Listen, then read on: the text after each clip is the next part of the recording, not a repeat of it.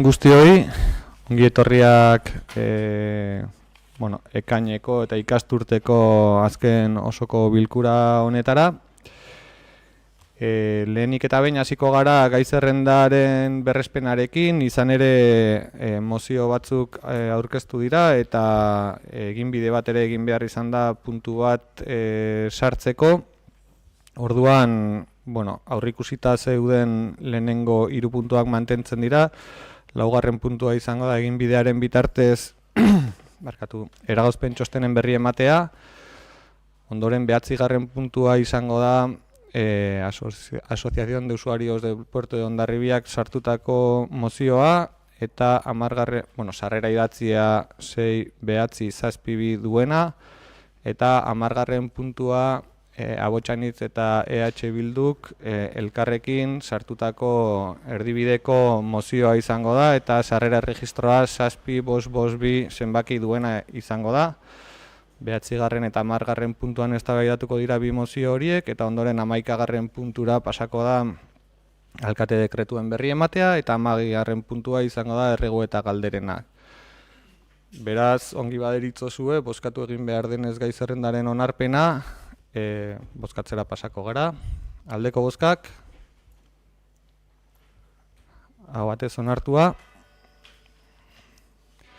Eta beste kasu batzuetan bezala, herri eragile batek mozio bat sartzen duenean, proposatu egiten zaio herri eragile horreri bere mozioa aurkeztea, eta ikusirik gaurkoan 9. puntuan Asociación de Usuarios del Puerto de Hondarribiak sartu duela mozio bat, eta bertan ditugula kontutan izanik, bidezko iruditzen bazaizue, 9. puntuko mozio hau lehenengo puntura pasako dugu eztabaida, beraien emango diegu hitza beraien mozioa defendatu dezaten, eta ondoren udaltalde bakoitzak egingo du bere irakurketa eta bozketara pasako gara. Ados?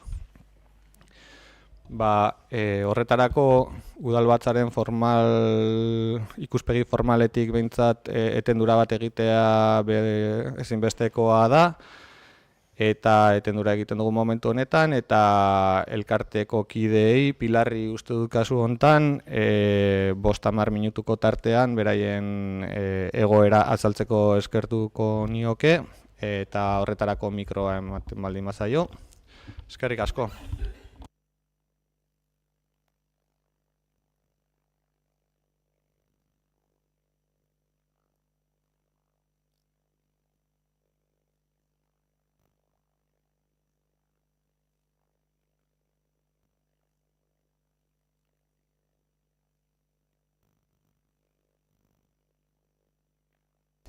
Interpretazio kabinatik abiso ematen dugu, mikrofonorik erabiltzen ez baldin bada, ezin dugu interpretazio zerbitzuarekin jarraitu. Eskerrik asko.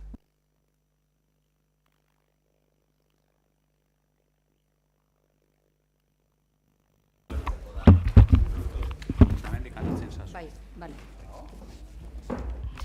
Bai? Espadu urbiltzen, pues ez da entzuten, osea... Bale, barkatu. Bueno, lasai. Bai. Hortikan etxoin, kenduko eskizut paperak.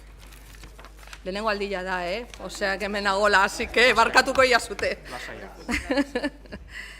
Bueno, esan bezala, nosotros ya hace años que... Badira, urte batzuk sortu ginela, 2013an zehazki, eta ikusi genuen zein arazo zegoen Hondarribiako kirol portuan.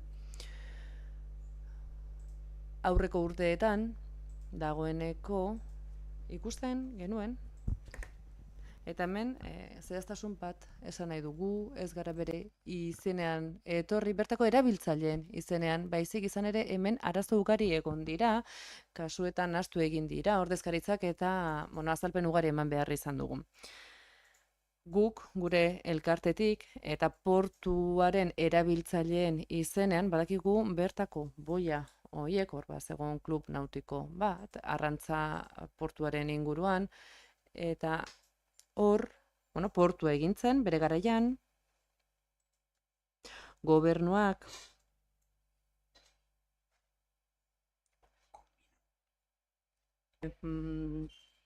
les hizo llegar unas propuestas. gobernuak proposamen batzuk helarazi zizkien, bertan itsasontziak nola bete eta nola iritsi zitekeen adierazteko portu ez zelako betetzen eta iruditxarra ematen zuelako. Eta horren arira akordio batzuk adostu ziren. Akordio horien artean da guk orain espretzen duguna 2021ko uztailaren 20an sinatutakoa. Bertan, hor bazeuden goia batzuk eta bertan, baldintza onuragarri batzuk eskaintzen ziren erabiltzaileentzat. Urte batzuk igaro ala ikusi dugu, bertako baldintza horiek aurratu zutela, eta 2004ko aprilaren 20ko agindura garamatza honek guztian. Bertan, adierazten da, bertako erabiltzaileak lehentasuna izango dutela, bertako 10 mantenduko zaiela, eta horrek bertako erabiltzaile interesa babestuko duela, eta horrela, bertako jabari publikoko kudeaketa gisa horretan biratuko dela. Hori dio, 2004ko aprilaren 20ko agindu horrek. Hori kontuan izanik, ikusi dugu, gaur egun portuan itsasontziak dituzten erabiltzaileetako askok, abagune horri esker izan zutela bertan itsasontzia txertatzeko aukera. Eta hortik arira beste agindu bat iritsi zen, eta bertako puntuetako batek adierazten du, dagozken lizitazioak egingo direla norgehiagoka askean. Norgehiagoko aske hori kontuan izanik, eta bertan adierazten diren puntuak kontuan hartu behar baldin baditugu, 10 plaza horietako bat eskuratu ahal izateko, gisa horretan konturatzen gara, bertako itsasontzietako askok bizi guztian hor egon direnak, txipironerak, eta hainbat itsasontzik ez dutela bertako 10 plaza hori erabiliko. Haiek eskatzen digute, bertako urlamin hori 180 optimizatu izateko, eta beste 10 bertako maniobrentzako erabiliko litzateke. Konturatu gara, beraz, egoera horrela izanik, askok ezingo dutela egoera optimizatu. Hori ikusirik, guk, eta arazo bera duten beste hainbat portuk erabakia hartzen dugu, batetik Kauerte idartzeko, hau da, Hondarribiako eta inguruko Euskadiko portuetako erakundera jotzen dugu, lehen, Bizkaiko 5 elkarte ziren Kauerperen babesean lan egiten zutenak, eta orain, gaur egun, 12 elkarte gaude aterki horrenpean. 12 portu parte hartzen dugu, horietako 10 EKPko menpeko dira, bera baita enpresa hau dutenak, eta eurek bideratzen dute portu hau, eta badira beste 2 portu, bata erakunde nautiko batek eramaten du, eta dakigu bertako kontzesio hori laizterra amaituko dela, lagapena 2030an, okerrezpanago, eta beste elkartea 10 erabiltzen dutenak eurek bideratzen dute eta kudeatzen dute. Arazoa ikusirik, Kauerperen aterkipean sartzera baki dute. Kauerpek zer eskatzen du kasu honetan? Gertatzen ari den hori defendatzea. Hau da, orain, momentu honetan, itsasontzi batek optimizazio bea izatearen arira, horrek ez du albidatu behar, betidanik bertan amarratu izan diren itsasontziak, arrantza bizitzatik bizi direnak, eta arrantzaleak direnak, momentu honetan, optimizatzen ez badute bere itsasontziak, eraman egin behar dute bere itsasontziak kanpora, ez dakigu nora eraman behar duten, eta ez dute bigarren aukerarik, ez dute aterabiderik, ez dago hemen inguruan portu pribaturik, ez dago amarrerako beste lekurik, eta ez dakite itsasontziak nora eraman, ez dute aukerarik bertatik ateratzeko. Badira hainbat itsasontzi, gurdi baten bidez edo erremolke baten bidez atera ditzakegunak, baina badira beste hainbat itsasontzi gondolen bidez edo autopiloten bidez atera behar direnak, eta ez dute baliabiderik horretarako. Gainera, ibilbide luzea daramagu portuan, eta urte asko bizi izan gara hemen, eta orain, norgehiagoka askean, norgehiagoka askearen barkatu esku guzteko optimizatzen duenak plazan lortzeko, eta gainera, optimizazio horretan ez dugu itsasontzirik gure esku edo gure titularitzapean eduki behar. Denbora batean lortzarekin aski da. Arazo hau ikusirik, badakigu, bertako portu guztiak elkartu egin gara, 5.010 postuen ordezkaritza bildu dugu eta eskakizun hau egiten dugu hemen, mozioa aurkeztu nahi dugu, iruditzen zait ondo azaltzen duela mozioak berak, zein den gure eskaria, zein den gure nahia. Momentu honetan ez dugu eskakizun zuzen bat, besterik gabe eskatzen dugu, guk daukagun antiguetate edo antiguetasun hori kontuan hartzea, eta aintzinatasun hori kontuan izanik, atera bide bat ematea. Hori da guk gure mozioan adierazten dizueguna. Eta espero dugu kontuan hartuko duzuela. Ea forma ematea lortzen dugun. Jo naiz, asoziazio naiz, eta nik ere txalupa bakat, nautikoa. Gure bizi guzien esan dugu Atxona Azkerozti, denak, txalupa, txipironera, gaur egun joan gera aurrera, Brasilak, kagu barkito txikioa kabinakin, autoritura, eta guri intzi duten denbora batian, a la fuerza esatia ez, baina a la fuerza izan duzen, nautiko ondartzan aurretik, Biali, porque Biali intzi duten, eta quitar los barcos de ir donde queráis. Tenéis la opción de club náutico. Batzu ezartu ginen hor, beste batzuk geratu ziren kanpuan, hor bezala diren herri joan denak, eta bueno, guk hasi ginen pagatzen denbora batian tarifa batzuek, bale, de acuerdo. Guk ez dugu nahi, kanpotik heldu buenari Biali. Guk nahi diguna da, jake guk hor garen, herriko jendeak era gehienak, gure Atxonaken grazia hor dakagu barkoa, porque guk igual ezin zuen erosia, guk nahi diguna da, gure plaza hori respetatzea. Ezoan etortzea tipo bat, eta metro erdi batengatik niri lekuak entzia. Ni nire bizikusian horre hondu naiz. Azkenean ezin dugu herri joan laja barkoa, porque igual ditxarra tortzen denean, ezin dugu ibili denbora batien bezala txalupakin, erranpala gotxi, erranpala beti bat buelta eman dira bestiru buelta, eta gero bak zuten nola den puntaleko pasibok eta dena. Txalupa, hori trabaitu dute, batzuk ibiltzen dute, bestiak abandono buketu dute. Hor gehatzen di ustelduta, sakurrak, jendia pixeiten, dena hola geratu da. Suerte badigu puerto bat esatuko. Puerto bat ez bi Hondarribia. Eta bakarra eskatzen dugu, ez dugu nahi kanpo geri bialtzia, ez biali kanpo geri.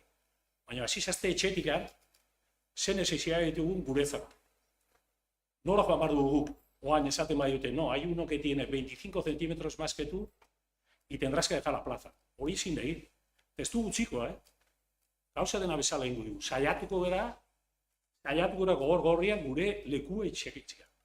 Nik 72 urtetxo, omenez jaio naiz, Atxonak, Atxak, dena bedo txalupa, oan ez dut utxiko nik kanpotik etortzia edo zein, berdi zain, eta regla bat jartzia, no, vamos a hacer aquí economía, venga, aquí cabe 1.8, tú te quedas en la calle, aquí cabe 1.6, tú te quedas en la calle.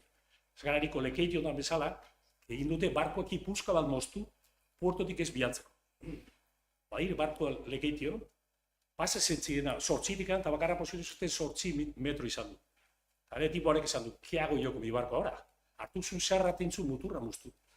Jarri zion cinta aislante, dice, algún día ya arreglaré. Pues yo no pude ir a una huerta. Bai, Peio, eskerrik asko, Bai, ulertua, uste dut denbora epean ere hor egondu garela, eta ongi iruditzen bazaizue, zuen argitzea bakarrik zuen mozioak egiten duela Hondarribiko udalbatza honek eztabaidatzea eta eskatzea Eusko Jaurlaritzari lehen aipatu dituzuten bete behar horiek edo jakin bakizutelako kompetentzia hori Eusko Jaurlaritzaren eskuetan dagola eta aurkeztu duzuten mozioan oso ongi azaltzen da Pilarrek esan duen bezala zein den eskaria puntuz puntu. Eta beraz berriro heltzen diogu udalbatzari eta formalki, esan nahi dut, eta udaltalde bakoitzari hitza emango dugu, bakoitzak adierazi dezan bere ikuspegia eta ondoren bozkatuko dugu zuen mozio proposamena. Ez dakit, ahotsan hitzen izenean, Aitzol.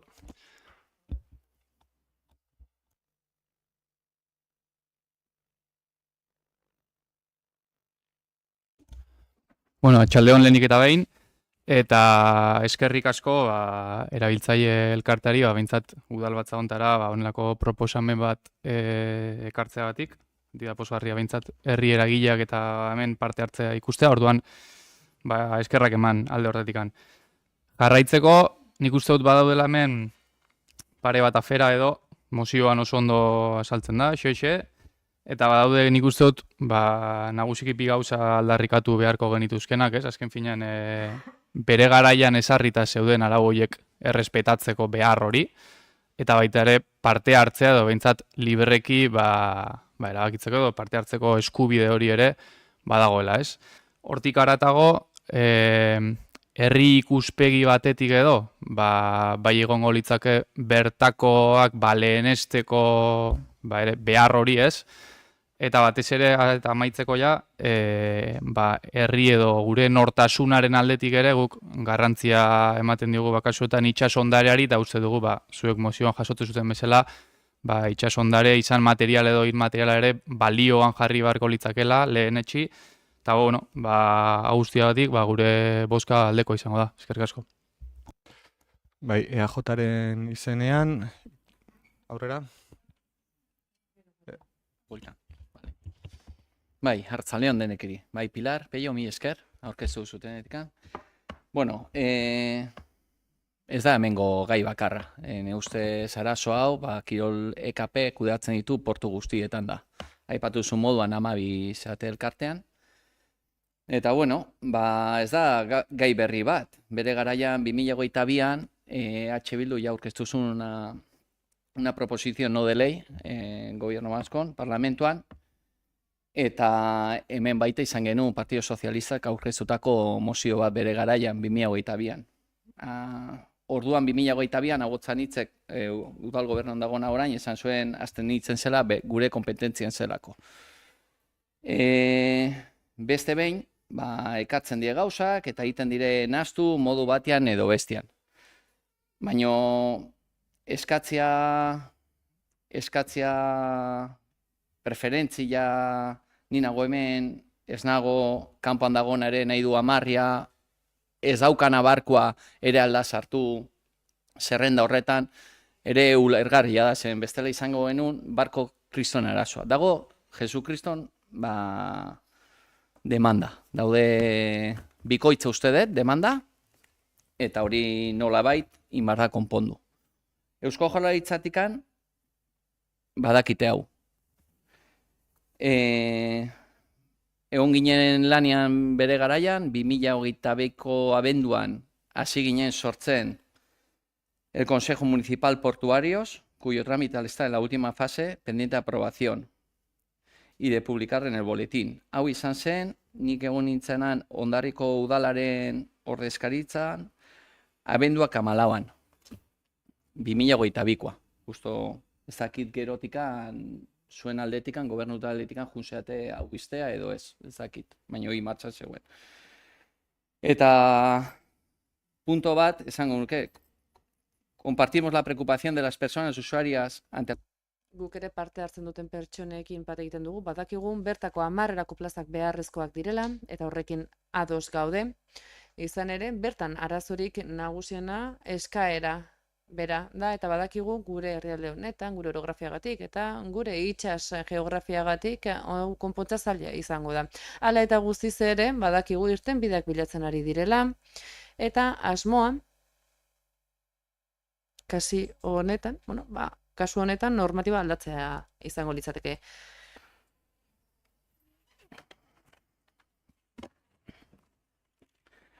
Beraz, 2004ko legean, en cuanto a la náutica de recreo, hace 20 años se...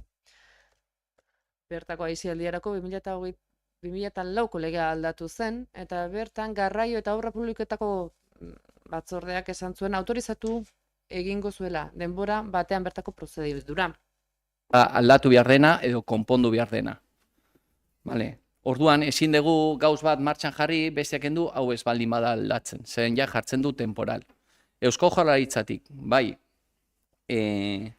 orain, aldaketak egon dire, baino atzeko teknikoako, bertan dauden teknikoa, departamento bakoitzek teknikoak bertan daude lanean.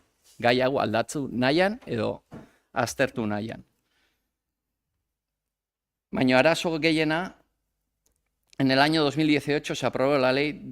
2008 urtean, 2/2008 legea onartu zen, ekainaren 28koa, eta bertako araudiak esan du, aurreko legaldian aldatu egin da. Entre otras medidas, se ha procedido a la creación del Consejo. Eta bertan, kontseilua aldatu da, eta azken fasean dago, behin betiko onarpenaren zai eta publikazioaren zai. Berehala aldatuko da. Zuten hori dena martxan dago. Ari dira aztertzen, ea nola kudeatu arazo hau.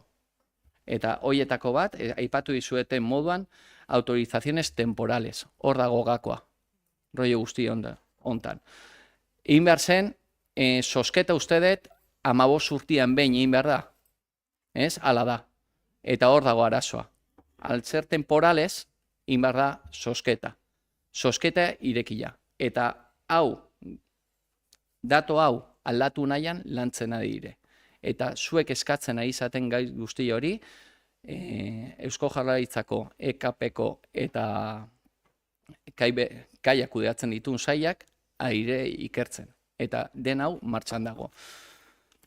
2022an saiatu zen EH Bildu proposa no de ley, lehen aipatu dizuten moduan, eta eseskoa jasozun. Josu PSOE aldetikan Hondarbian 2022ko ere aurkeztu zuen bere mozioa, gai hauekin, baina ez da ni nahi dut eta beste ez diot utzi behar, hori ez da gakoa. Gakoa da, daudela oferta gutxi eta demanda asko. Eta horreri egin behar zaio, ez dakit, kai berri o kirol kai gehiago egin, non egin, nola kudeatu, ez da erratxa. Aztertzen aire. Momentuz, nire ustez dago bai Donostian eta Plentzian dago arazo nagusiena, Hondarribian, zorionez, momentuz, ez dago arazorikan, hori da, momentuz ez dago, eta sosketa hori momentuz eteta dago. Zeren, aipatu dizuen moduan, Consejo Municipal Portuario ja martxan dago, eta hori sortuta, EKP-rekin dela kudeatzen du nakai berria, eta Eusko Jaurlaritzako saila martxan dakate. Eta nahi dute, ari aztertzen legea hau nola buelta eman. Beraz, gu zuen eskariari ezin dugu oniritzia eman ez dagola kompleto, bai da eskari bat, eta eskari hori jasotzen dugu alderdi moduan, eta ingo diogu konsejero berriari esan, eta teknikari lagundu hau dena aztertzeko eta konpondu desan, baina zorionez Hondarbian arazoz dago. Batez ere Plentzian eta Donostian. Zorionez momentu sosketa ez delako egin. Agian sosketa egiten baldin bada eta puntatzen den baldin agendazko, arazo amenengo da, baina momentu sosketa ez da egingo.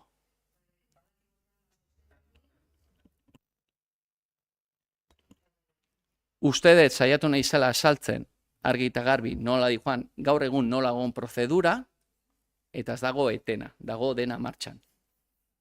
Bale? Baina alde ezin dugu egin, martxan dagolako zuen eskari. Bale? Mila esker. Alderdi sozialistaren izenean, Josu, mesedez? Arratsaldeon. Bueno, este no es un tema... Gai hau ez da berria, aspaldidanik daukaguna da, eta batez ere, Bizkaiko portu batean, planteatutako arazo batetik dator. Plentzian, Arartekoari dei egin zitzaion. Arartekoa, kasu hartan, irakurketa bat egin zuen, eta haren irakurketaren arabera denok dugu itsasontzi bat izateko eskubidea, eta ez gu agintaldian geundela, baizik eta EAJ eta gobernuan zegoen denboraldi eta legegintzaldi horretan, Alderdi Sozialistaren ondoren, planteatu egiten du aldaketa bat, bertako 2004ko araudia aldatzen da. Eta araudi hori 2017an aplikatzen hasten da. Zer gertatzen da? 2017 honek aldatu egiten duela erabat bertako portuen erabilera eta, ohikotasuna ez Euskadiko portuetan bakarrik, baita kontinente osoan ere. Frantziako portuetan ere aldatu egiten da. Bertako prozedurak aldatu egiten dira, itxaronaldiak, erabilerak, jarraipenak, okupazioak. Baita bertako itxaron zerrendan itxaro behar izatea, dira, beraz, aukerak beste batzuk baino lehenago sartzeko. Momentu horretan hori ez da gertatzen. 2017ko lege hori abian jartzen da, 2018ko legea baino lehen, eta lege horrek hainbat erraztasun jartzen ditu arazo arrazotsuak edo komplikatuak izan daitezkenak. Gero ikusten dugulako praktikan, honek ordura arteko ohitura guztiak airean jartzen ditu horrako euskal. Hau guztia mutrikun hasi zen, baina noski mutrikun ez zegoen arazorik nahiko plaza zegoelako, denak sartzen ziren eta ez zegoen arazorik. Gero Moian ere gertatu zen, errekurtsoa aurkeztu zuten, ez zitzaion entzun, eta errekurtso horri, ikusirik elkarte batek egiten zuena, ez zen kontentioso administratiborra iritsi izan ere, garai hartan ez zegoen nahiko finantziaziorik, dirurik, gaia aurrera ateratzeko, eta horrek zer eman du azkenean, hainbat, itsasontzi kanpora geratu zirela. 11 itsasontzi kanpo geratu ziren. Hor hasten da arazoa, gero Euskal Kirol Portuak ikusirik arazoa zen, gauza oso sinple egin zuen. Hor badago arazo bat, ikusirik portuaren egitura nolakoa zen aukera eskaintzen zen bertan itsasontzi horiek pasatzeko. Eta bertako EKP-ko arduradunak bertan izanik egokitu egin zuten eskaera eta eskaintza, eta hor, rampatik bidea eman zitzaien, eta hor konpondu zen bertakoa. Gero plentziara igaro zen. Plentzia baino lehen Lekeitiorea iritzen gara, eta Lekeition dagoeneko denek kanpora atera zutenez, beren itxasontzia, erraza da, denak kanpoan badaude, nik erakiko du zein sartzen den eta zein ez. Batzuk sartu ziren, eta beste batzuk kanpo geratu ziren. Baina Lekeitio baino lehenago Donostian ere arazori izan zuten, eta Donostian 100 itsasontzi geratu ziren kanpoan. Zer gertatzen da honekin? Prozedura hau eta arautegi hau kontuan hartuta bertako Lekeitiar batek dagoeneko adierazi zuen honek arazoa ekarriko zituela eta araudi bat ateratzen du non, ez dut esango legezkoa ez denik, baina hor badago, erabilera ohiko bat eta beste, hor badakigu guk betidanik gauzak horrela egin baldin badira, zuk itsasontzi bat baldin badakagu, zerrendan izan ematen duzu, eta dagokizunean egokituko zaizu. Izan ere, ateratzen den horrek nora joan behar du. Beste, portu batera eraman, edo zer egin behar du. Orduan, hor arartekoari arazo hau aurkezten zaionean ez dira konturatzen, ez diola benetan arazoari erantzuten. Izan ere, erraza da arartekoaren izena esate, denok doko eskubidea itsasontzi bat edukitzeko, bai, ados, baina ez da etxe bizitza eskubidea hau, itsasontzi bat edukitzeko eskubidea. Zer gertatzen da orduan daukatenekin besteok izan badezakegu? 2022an, modu automatikoan, 2022an guk 2017an eta 2018an onartzen da legegintzaldi eta Alderdi Sozialistak emendakin bat aurkeztu zuen, laugarren artikuluaren zuzenketa bat proposatu zuen, eta zuzenketa horrekin eskatzen du bertan portuko kontseilu horiek sortzean gai hauek konpontualizateko. Zergatik egiten da emendakin hori? Ikusi delako hor bananketa bat dagoela udalaren eta portuko departamentuaren artean. Zergatik? Ordura arte, arrantza portuetan, bertako departamentuek badute nahiko leku eta leia egoten da udala eta portu ingurunen artean. Eta ez badugu akordioak ez hartzeko aukerarik, eta erabaki hau azkenan gobernuarena da, baina guk ezin baditugu gure beharrizanak adierazi aparkalekuak, taoak eta bar esate baterako hori guztia laugarren puntuan defendatu genuen, kasuan honetan azkoek berak, eta hori hor dago momentuan. Gai horrek oraindik ez dute berazi. 2018ra pasatzen gara eta 2018tik aurrera PNL bat jartzen da indarrean. Honek ordura arteko egoera bideratu egin nahi du. Donostian gertatzen den hori bideratu egin nahi du. Zer eskatzen du legezko ez den proposamen horrek? Alderdi batzuei aukerak ematen zio eta 2018ko lege horri beste interpretazio bat eskaintzen dio. Zein da hemen arazoa, Lekeitioko prozedurak aurrera egin zuela. Eta horrek gelditu egin zuela beste herrietako prozedura, Hondarribiko kasuan esate baterako. Eta hor lizitazio berriak aldatu egin ziren. Eta momentu horretan gaude oraintxe. Bestela, Getaria berak ere antzeko egoera izanik, helburu horretan daude, Orio ere bai, eta honekin zer lortu da? Arazan dola baita istea.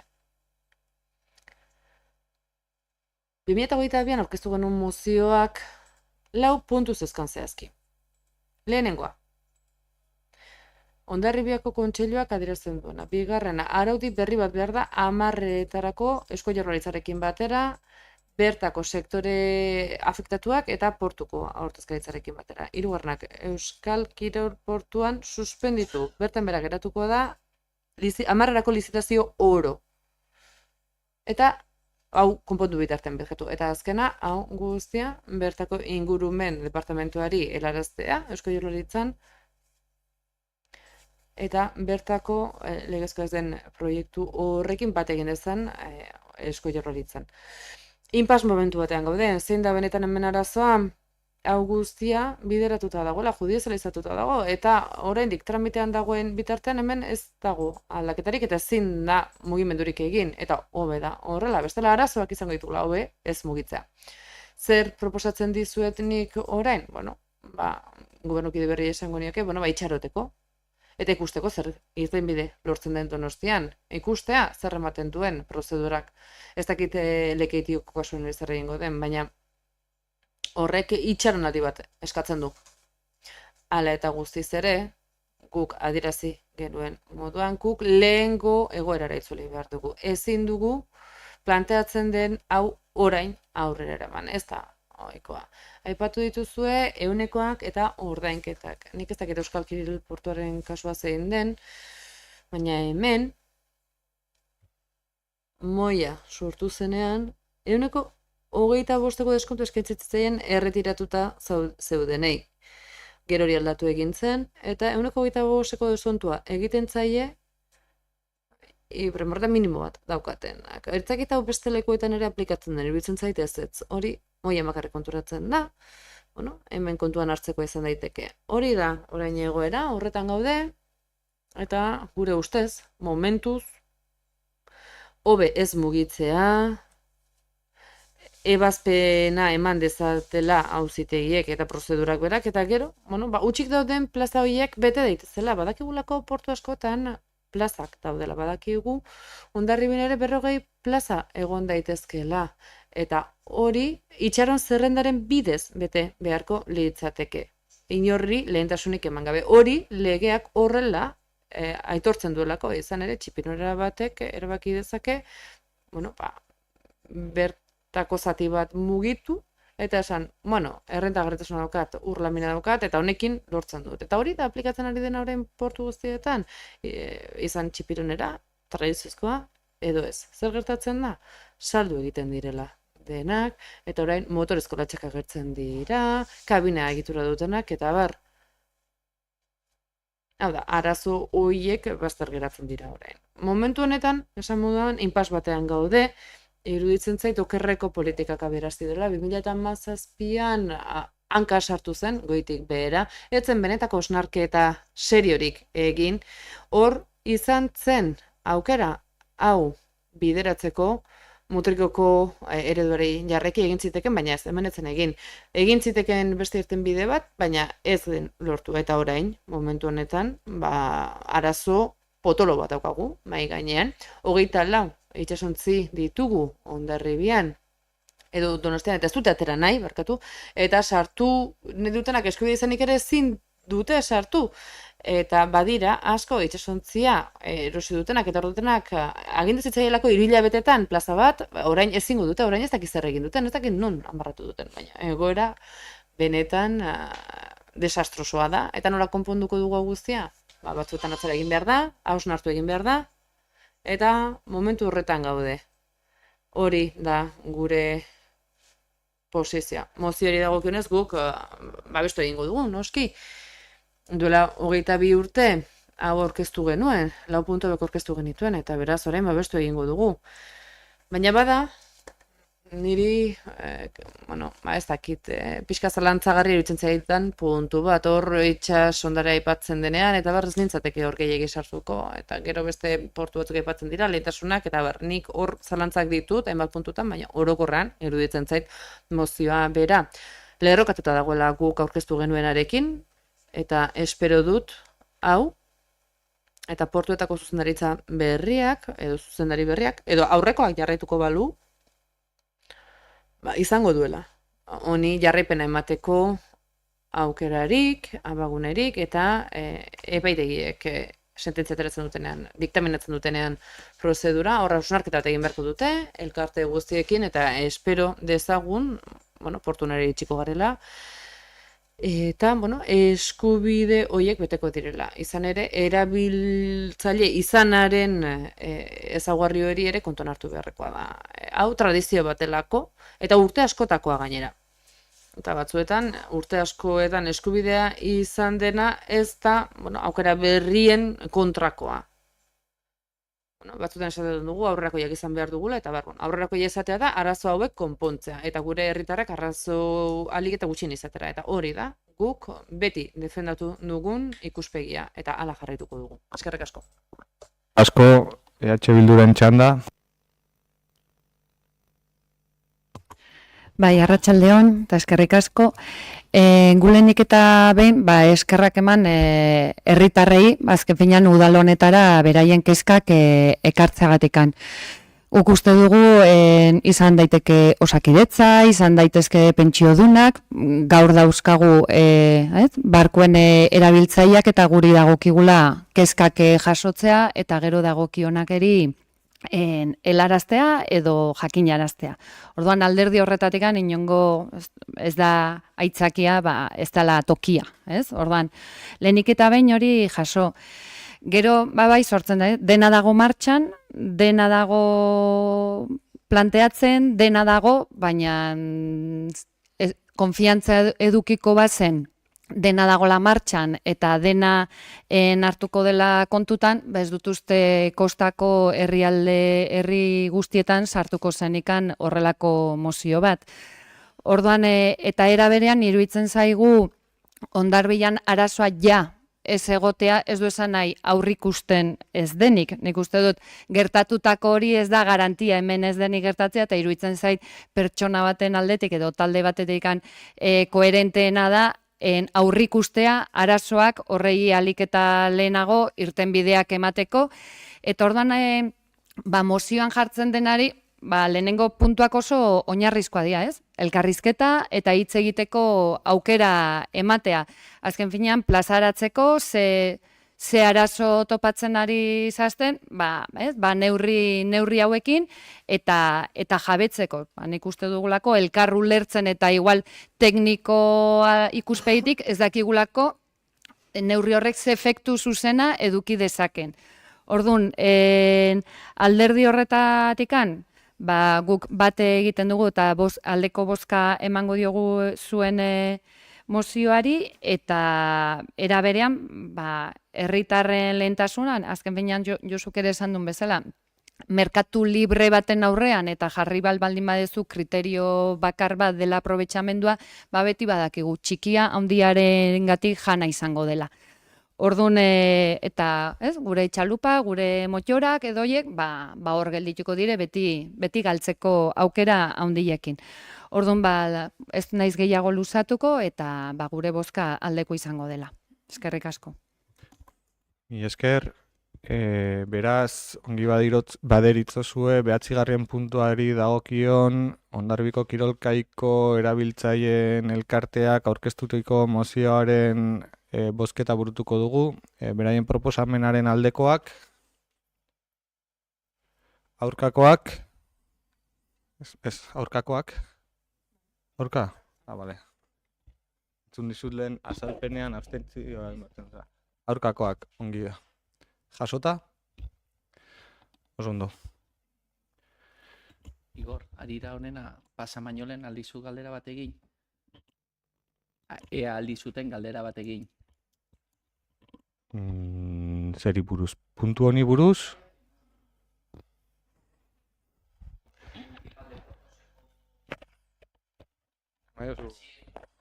Consejo Municipal Portuarios gu hasi ginen gobernuan ginela, eta ez dakit horren jarraipena ari zeaten edo ez.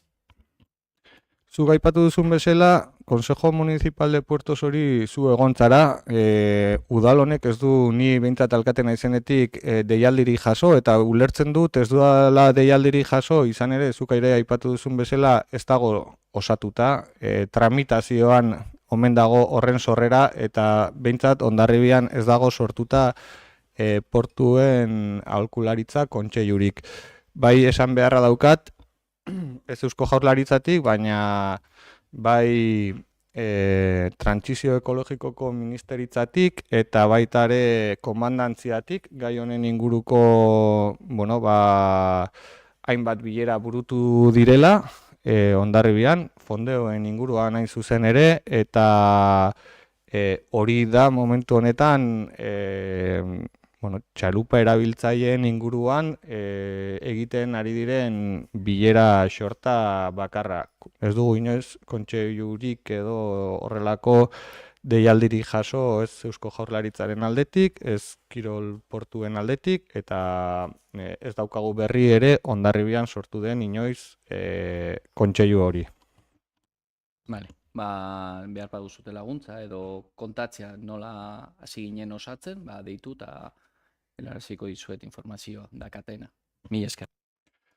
Bai, nik ere eskertuko nuke eta badakizu Gonzalo oso ongi nire bulegoko atea zabalik dagola, ulertzen dut gobernu aldaketa bat egoten denean udaletxe batean, trantsizioko garai batean informazio transmisio natural bat egon beharra dukala, eta kasu honetan informazio hori trasladatu nahi bada, badakizu nire bulegoko ateak zabalik daudela beti, nahi izan duzunean etorri zarelako, eta nik deitu behar izatea zuk duzun informazio bat zuk niri transmititzeko, baldin baduzu informazio horik eskertuko nuke informazio hori transmititzea ulertzen dudalako, udalaren izenean jasotako informazio bat dela eta informazio transmisio hori modu naturalean eman beharko litzatekela.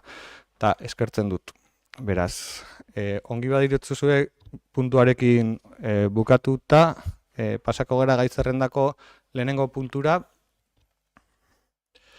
eta idazkaritzatik datorren lehenengo puntu honetan apirilak 25-eko udalbatzako aktaren onarpenari buruzkoa da, ez dakit zerbait ekarpenik egiteko asmoa badagoen. Bai. Bideozkoa izango da, Gorka? Bideozkoa izango da, akta. Bideozkoa. Hemen jartzen du, eta onarpen mailizkoa bada, horregatikan.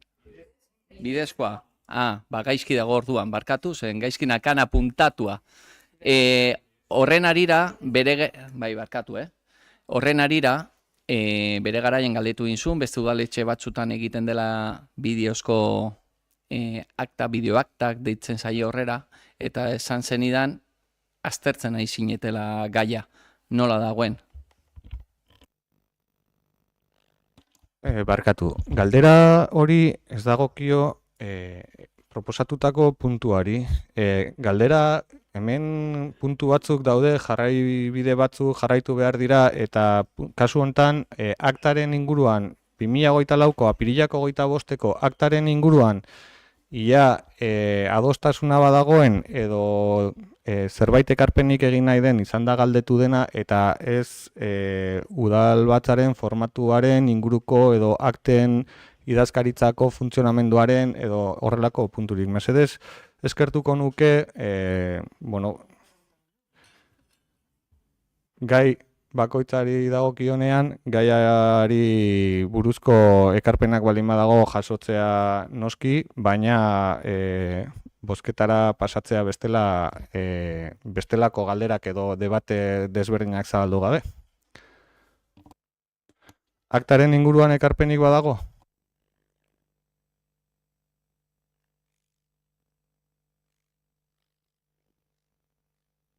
Ongi badiritzozue, 2024ko apirilaren 25-eko aktaren aldeko bozkak.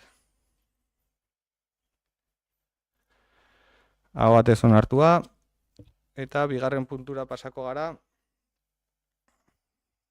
Bigarren puntua Euskal Autonomia Erkidegoko Auzitegi Nagusiaren akordioaren berri ematea bake epaile eta ordezkoa izendatzeari buruz. Kasu honetan, testu inguru pixka bat egingo dut. 2024ko urtarrilaren 24ean Hondarribiko udaleko osoko bilkura honek bake-epailea eta ordezkoa izendatzeko proposamena adostu zuen. Proposamen hori aipatu genuen bezala auzitegi nagusiak berrestu egin behar zuen, edo berrestu behar zuela aipatu genuen, Hondarribiko udaleko erregistroan ekainaren 19an jaso dugu auzitegiaren gobernuaretoko batzordeak hartutako erabakia. Honela, bake-epaile Irati Elberdin Robles izendatu du eta bake-epaile ordezko Urtzi Etxabe Arozena izendatu du. Eta honekin epemuga iraungita zuen tramite bati amaiera ematen diogu. Horrela, espero dugu baita ere, Iratik ardurazko lan ona egitea eta sorte ona opa diogu. Bere garapen pertsonalean garrantzitsua izatea ere espero dugu eta eskertu nahi dut, Hondarribiarentzat egingo duen lana. Iruditzen bazaizue, uztailean zehar egingo dugu ekitalditxo bat hemen udalareto hontan, bai aurreko bake-epailea zena eta bake-epaile berria eta ordezkoaren aurkezpen bat egiteko udal ordezkariei eta bertarako deialdia pasako dizuet. Ados? Berri eman daba auzitegiaren ebazpen horrena, 3. puntura pasako gara. Alkatetzatik 2023an planifikatutako finantza kontrolari buruzko txostenaren berri ematea. Hemen aurreko urtean planifikatua zegoen finantza kontrolari buruzko txostena egin du kontu hartzaile Andreak, eta dokumentazioan jasotako informazioan 2023an egindako fiskalizazioa duzue, 2022ko ekitaldiari buruz egindako finantza kontrol planifikagarriaren txostena ere, kontrol iraukorrerako beste jarduketa batzuk, eta udalarien mendeko erakundeen gainean 2022ko ekitaldiari buruzko egindako auditoritza txosten eta gomendioak dituzue. Azterketa honetatik ateratako ondorioek honakoa aditzera ematen dute. Alde batetik udalari dagokionean, aipatzen da langile jasotzen dituzten ekarpen batzuk zuzendu beharra daudela, hala nola RTNak kontzeptupean jasotakoak desagertu beharrean daudela, jaiegunak eta gau plusak ere desagertu beharrean daudela, eta honetarako aipatzen du lanpostuen balorazio objektiboa egikaritzea beharrezkoa ikusten dela. Kontratazio handiei dagokienean ere aipamen bat egiten du, hau da esleipen prozeduretan egiten diren formulen inguruko balorazioetan gomendio tekniko batzuk aplikatzea proposatzen da formulazioari dagokionean. Kontratu txikiei dagokienean ere publizitatearen eta berdintasunaren printzipioak betetzen direla bermatu behar dela aipatzen da, eta horretarako garrantzia berezia duela kontratazio plan egokiak izatea. Diru laguntzei dagokionean ere aipamen bat egiten da eta esaten duenaren arabera bi ideia azpimarra ditzakegu. Batetik, diru laguntza plan estrategikoa errealitatera eguneratzearen beharra dagoela, urte honetan eginda lanketa hori, eta udalsarien ordenantza orokor bat egitearen gomendioa ere jasotzen du. Azkenik, mendeko erakundei dagokienean, bai Hondarribia Lantzen eta bai Arma Plaza Fundazioaren inguruan, egiten duen aipamena da auditoretza publikoek adierazitakoa betetzeko gomendioa egiten dela. Ez dakit galderarik edo zalantzarik badagoen.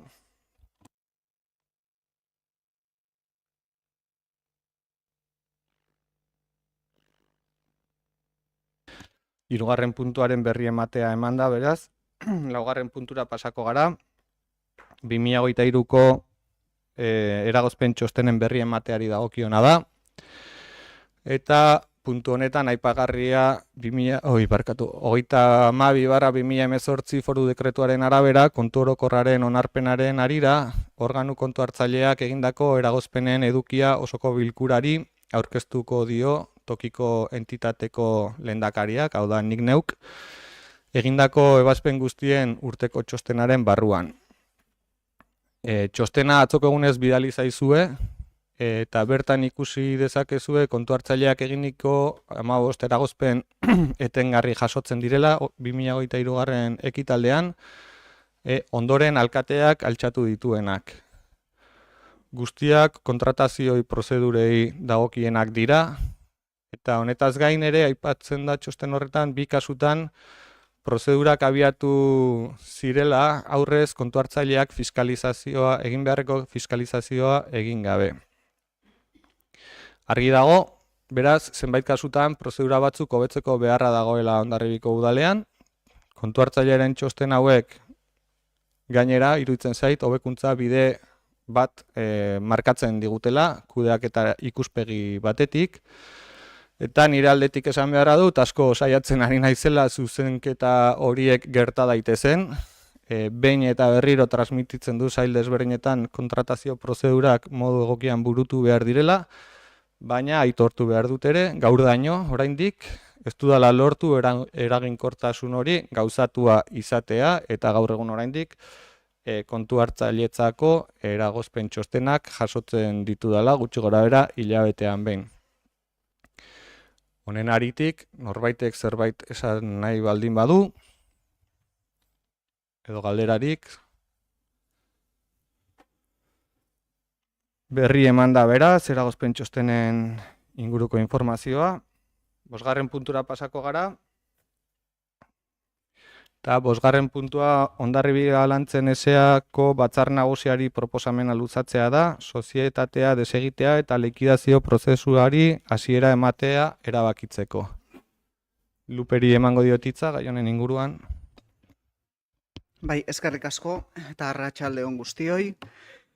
Kirola eta kirol jarduerak antolatzea eta sustatzea eta erabilera publikoko kirol ekipamenduak kudeatzea udal titulartasuneko eskumena da. Azken 30 urteetan udal titulartasuneko eskumen hau partzialki Hondarribia Lantzen sozietatearen bidez kudeatu da Hondarribian.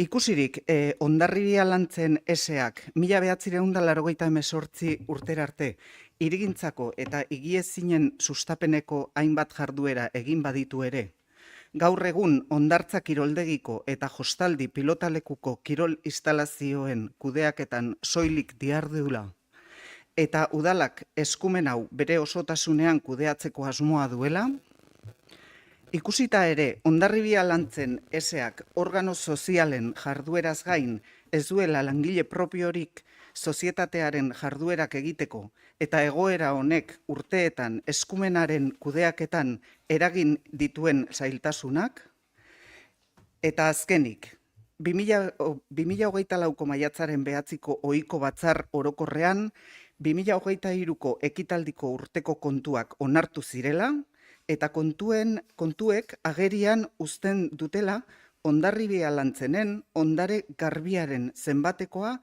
ez dela iristen sozietatearen kapital sozialaren zenbatekoaren erdira. Eta egoera hau, kapital sozietateen legearen arabera, arrazoi dela sozietatea desegiteko.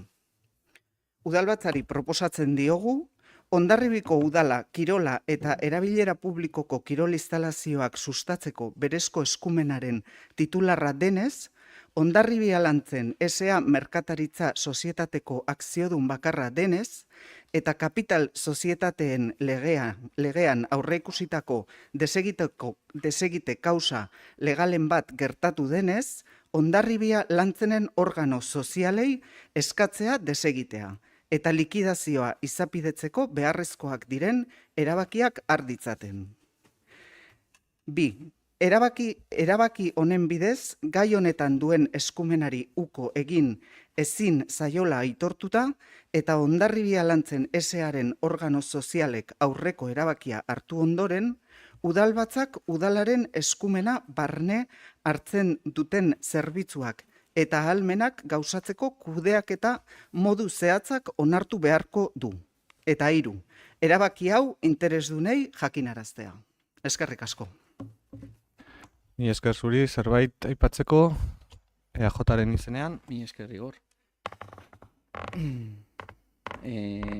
Udal gobernu taldeak erabaki hau hartu du, batez ere Hondarribia Lantzen likidatzea. Algera, ados edo ez ados egon, edo kontran, honei zuten moduan. Baina prozeduraz ez gaude erabat ados. batez ere alternatibarikan ez zaigulako aurkeztu. Zer egin, lantzenekin da gauz bat, eta gero kiroldegiko kudeaketa, ez dakigu zer gertatuko den. Kiroldegiko kudeaketa udal aldetik ematen baldin bada, begi honez ikusten dugu. Zer lantzen beste gauz baterako erabili dezakegu. Baina Hondarribi lantzen jarraitzea edo alternatibaren bat ez baldin badago nahi hortan, momentuz mantentzia eskatzen dugu. Zergatik, horrekin egin dezakegulako Alde Zaharreko ariak, Mendelukoak o beste kudaketa batzuk. Eta gero, udal kiroldegia, udal aldetikan kudeatzen baldin bada, begi honez ikusiko genuke, baino jakinda ze kudeaketa mota. Ez dakigu deusez. Egingo dire langile propioak edo ez propioak. Ze gertatuko den kudeaketa guzti horrekin. Horandikan ez digute deus kontatu. Ez udal gobernu aldetikan eta ez lantzenen kontseiluen. Beraz, momentuan ezin dugu alegin, kontra ningo dugu, ez dugulako ikusten zer egingo den zerbitzu guzti hauerekin. Ondo, beste ekarpenik, bai, PSeren izenean.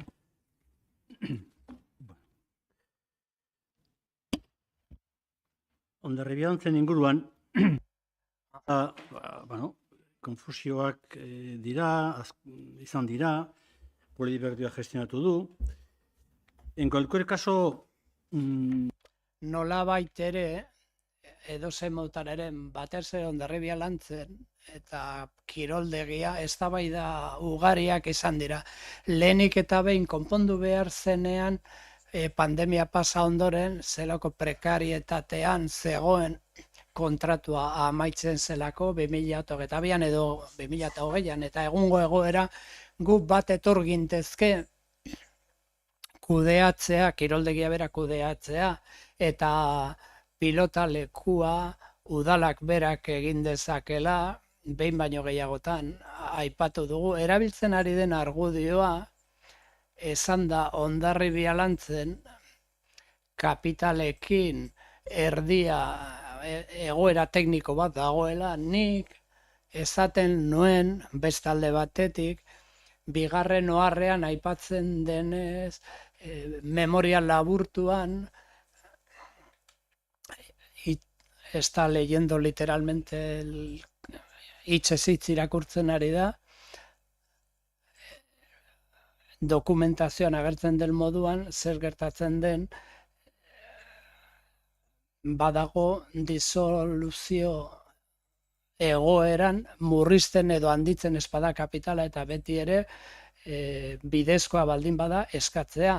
Beraz, olako egoera badagoenean beste alternatiba batzuk bada, baina alternatiba horiek atzetik politika bat behar dute, eta nik beti esan beharrean nago gai honetan irudipena daukadala, gobernu taldea errezenera jotzen duela hau desagertu eta arazoak kenduta, baina politikan batzutan apostu egin beharra dago, eta inoiz edo behin hemen eztabaida batzuk izan dira, bat baino gehiago, eta lehenengo eta behin nik uste dut izan zela 2016an foru arauak esaten zuen iraungi behar zela olako baltzu bat, hor proposamen batzuk izan ziren, ekarpen bat ere, ekimen moduan eskatzen zuena batez ere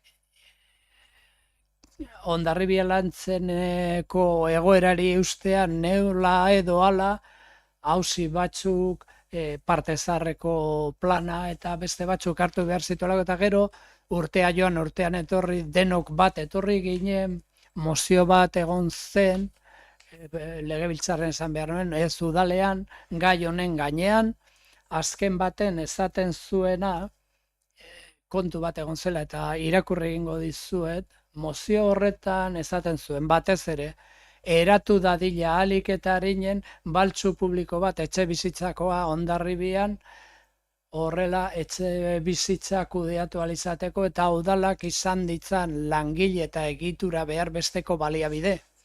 Alda daitezela Hondarribia lantzeneko estatutuak Horrela, jaso alizateko etxe bizitzaren kudeaketa batez ere alokairuan, merkatuaren egoera, eta udalak behar dituen baliabide guztiak egituran eta langileekin hori dena aurrera ateratzeko. Hau da, bestela esan da, mozio bat alderdi sozialistak aurkeztu eta beste talde guztiek bartea zuek ere onartua, hor apostu politikoa egiten zen Hondarribia Lantzen izan dadin etxe bizitzaren eragilea, eta hori oinarrizko gaia da, oinarrizko gauzia, ze plan orokorrarekin topo egin dezakegu behar bada jaurlaritzari utzita gerta daiteke estandarrak partaidetza aldetik, zenbat urte, ze eskakizun egoten diren jaurlaritzan aldetik, zenbat urte behar diren erroldatuta desberdinak dira, gaur egungo egoerak behar dituenen aldean, are ere planteatzen dituen diru sarrerak, etxe bizitza sozial eta esan soziala, alokairuan ere bai, mailak desberdinak direlako. Hau da, apustu egiten dela horren alde. Sartuko gara orain alde zaharreko planarekin, eta horrek eskatzen du enpresa batek gai jarrita egon behar duela kudeatu ahal izateko, gaur egun behar dena orain galtzen badugu aukera hau eta ustu egiten badugu Hondarribia Lantzen. Kentzen badugu barruan duena oso tresna garrantzizkoa eta bere bizikoa eukiko genuke galduta etxe bizitzaren arazoari eusteko eta horre dituen ondorio guztiei, eta nik ez dakit azkenean ze planteamendu egon daiteken, baina hori eukita egitura horri eutsi behar dugu apustu politikoa egiteko, hain zuzen ere gaur egun egin behar den defentsa Hondarribi gertatzen ari da, gazteak Irunera joaten dela eta zein den egoera. Apustu politikoa ez badago alde horretatik ezingo dugu konpondu, eta hau da apustuaren lehenengo partea. Hau da apustu estrategiko bat, eta konpontzen ez badugu ikusiko dugu pisu turistikoat ze gutxi eraikitzen den, ze eskakizun maila dagoen, eta plan orokorra ez badaukagu planteamendu bat non dagoen arazoa, ez dugu konponduko. Hortaz guk aurka bozkatuko dugu, uste dugu aukera bat galtzen dela. Galdu egiten dela eta gero berreskuratuko ez duguna, hori da kontua. Bai, arratsaldeon, nik Hondarribia Lantzenetik, badakizute, ikasturte honetan hasi berrita eta geratu nintzen ideia batekin idazkariak propioki esan ziguna. Kontseilariak ez ginela jabetzen non sartuta ginen. Legalki ze arriskua suposatzen zigun Hondarribia Lantzeneko eta aurrekoan irratian ere esan nun, eta gaur ere lasai asko esango dut. Monstruo txiki horren bajabe izatearekin. Sozietate pribatu bat, diru publikoarekin, langilerik ez daukana. Orduan, zer egin behar dezu sozietate batekin ez badauka pertsonalikan. Ezin duzu zer egin. Eta nik uste dut hemen oso argi adierazten ari garena da, apostu politikoa oso garbia dela. Eta apostu politikoa da udaletikan kudeatzea. Udaletikan kudeatzea kirola bere osotasunean. Eta udaletik kudeatzea dagokionean egingo dugu, eta horretan ari gara etxe bizitzarena, baina udaletik eta udalaren kontrolpean eta udalaren printzipio guztiekin eta bitartekoekin. Hondarribia Lantzen, orain, ezin dugu ezer egin, ezin dugu kiroldegiko tarifak ere moldatu ezin dugu, ez dago gure esku, dago sozietate pribatu baten esku, eta baina dirua guk jartzen dugu. Eta kudeaketa izan behar du gurea. Beraz, eta gainera, goaz gehiagora, ikusita ze egoera ekonomikoan dagon, legalki exigitzen zaigun egoera bada. Aktibatu, eta aktibatu, azkeneko hamarkadetan, zuloa besterik sortu ez duen entitate bat, edo desegin, dena gure esku hartu eta kudeatu udaletikan. Ordan, apostu politikoa oso garbia da. Eta argi gelditzen ari zaigu, edukitzen ari garen bilera guztietan, ze zailtasunekin topatzen ari garen pausu hauek emateko, ze ez dago, ezer erregistratuta, ez dakigu ze jabetzak eduki ditun, daude zorrak dago, desastre hutsa, azken finean ez dagoenean pertsonikan zerbait kudeatzen eta beste urtetan akumulatze joaten direnak. Beraz, apostu politikoa oso garbia da eta apostu politikoa berriro esango dutena da. Kirola udaletik kudeatzea, udal teknikariek horren kudeaketa egitea, udal kontu hartzailetzatikan dagozkien kontratuen inguruko kontrolare egitea eta etxe bizitzarekin baita ere. Beraz, gure bozka aldekoa izango da. Eskerrik asko. Beraz, bosgarren puntuari dagokianean, Hondarribia Lantzen eseako batzar nagusiari proposamena luzatzea sozietatea desegiteko eta likidazio prozesuari hasiera ematea erabakitzearen aldeko bozkak. Kontrakoak.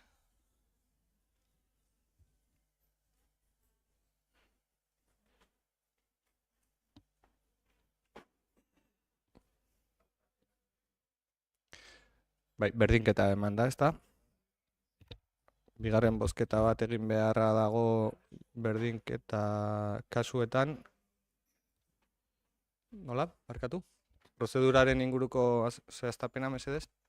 8 aldeko eta 8 kontrako. Orduan, bigarren txanda bat egin behar da, eta alkateak nahi izan eskero kalitatezko botoa erabili dezake desenpatea. Bai, bueno, kontutan eukita ezinezkoa izan duela gaur zinegotzi batek bertan izan, suertatu da bestetan normalean suertatzen ez den egoera bat, eta berdinketa bat eman da, orduan berdinketen aurrean bigarren bozketa bat egitea dakar oinarrizko araubideak, eta beraz ongi iruditzen bazaizue, bigarren bozketa bat egingo dugu puntu berdinaren inguruan. Beraz, aldeko bozkak,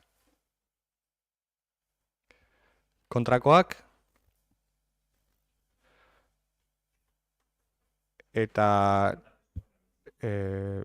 bai, kontutan eukita ezintasuna eta uste dut politikoki ez dela nire kalitatezko bozkak ez duela aldatzen udalbatza honen zentzuaren norabidea, kalitatezko botua erabiliko dut.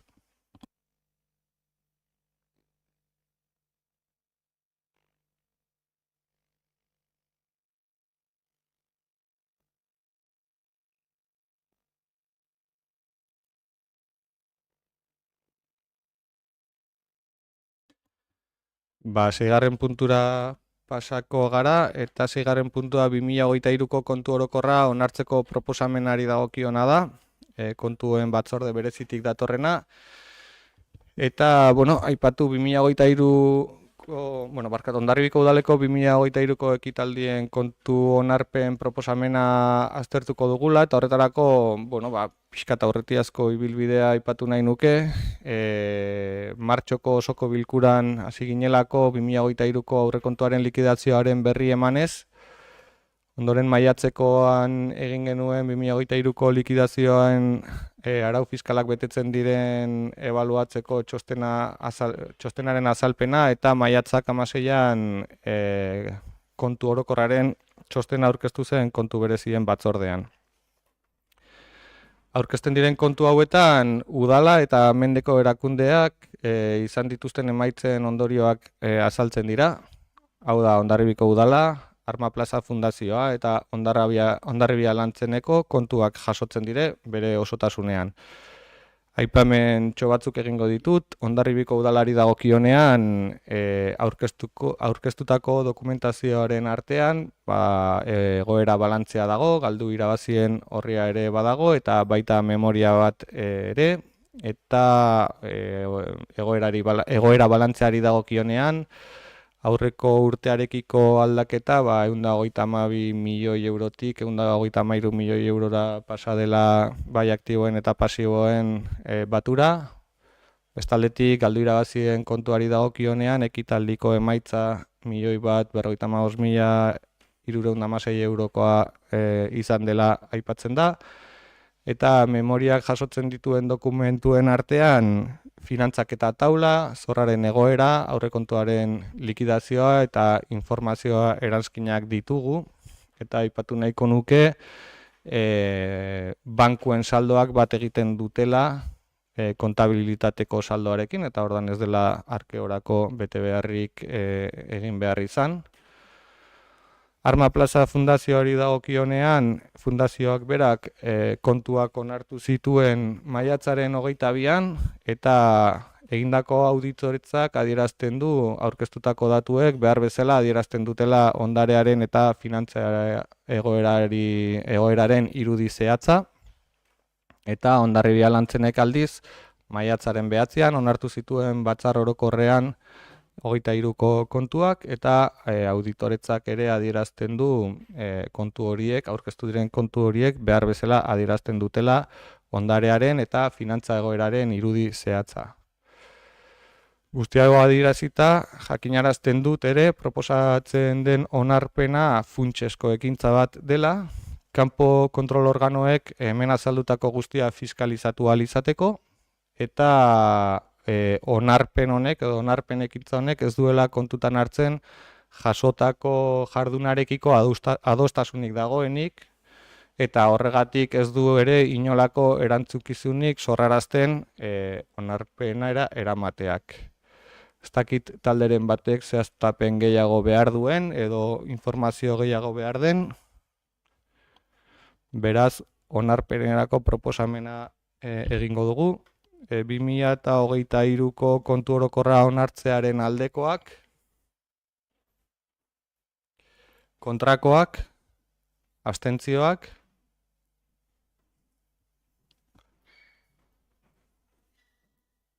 jasota beraz.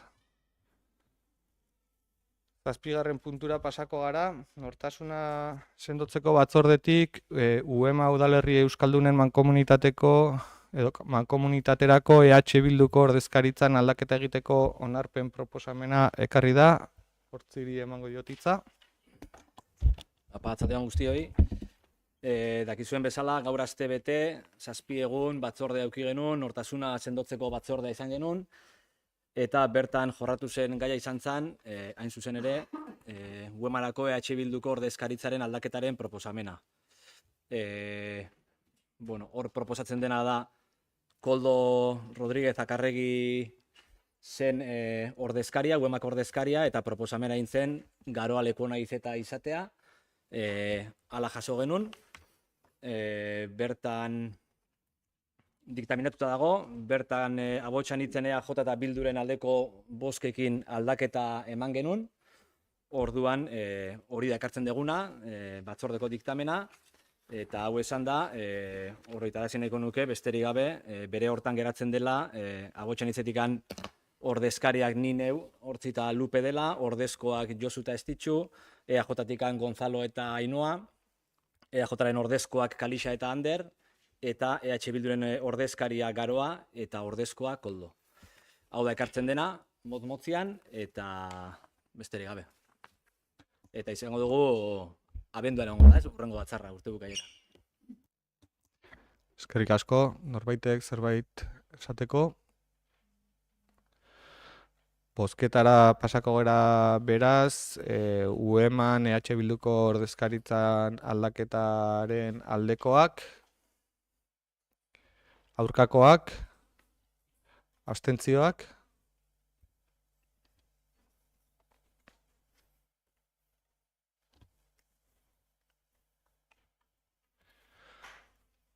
jasota geratu bada. 8. puntura pasako gara, udalkudeaketa batzordetik, Hondarribiko indarkeria matxista kasuen aurrean erantzun publiko instituzionala emateko udal protokoloa onartzeko proposamena, testu inguru bat egingo dut.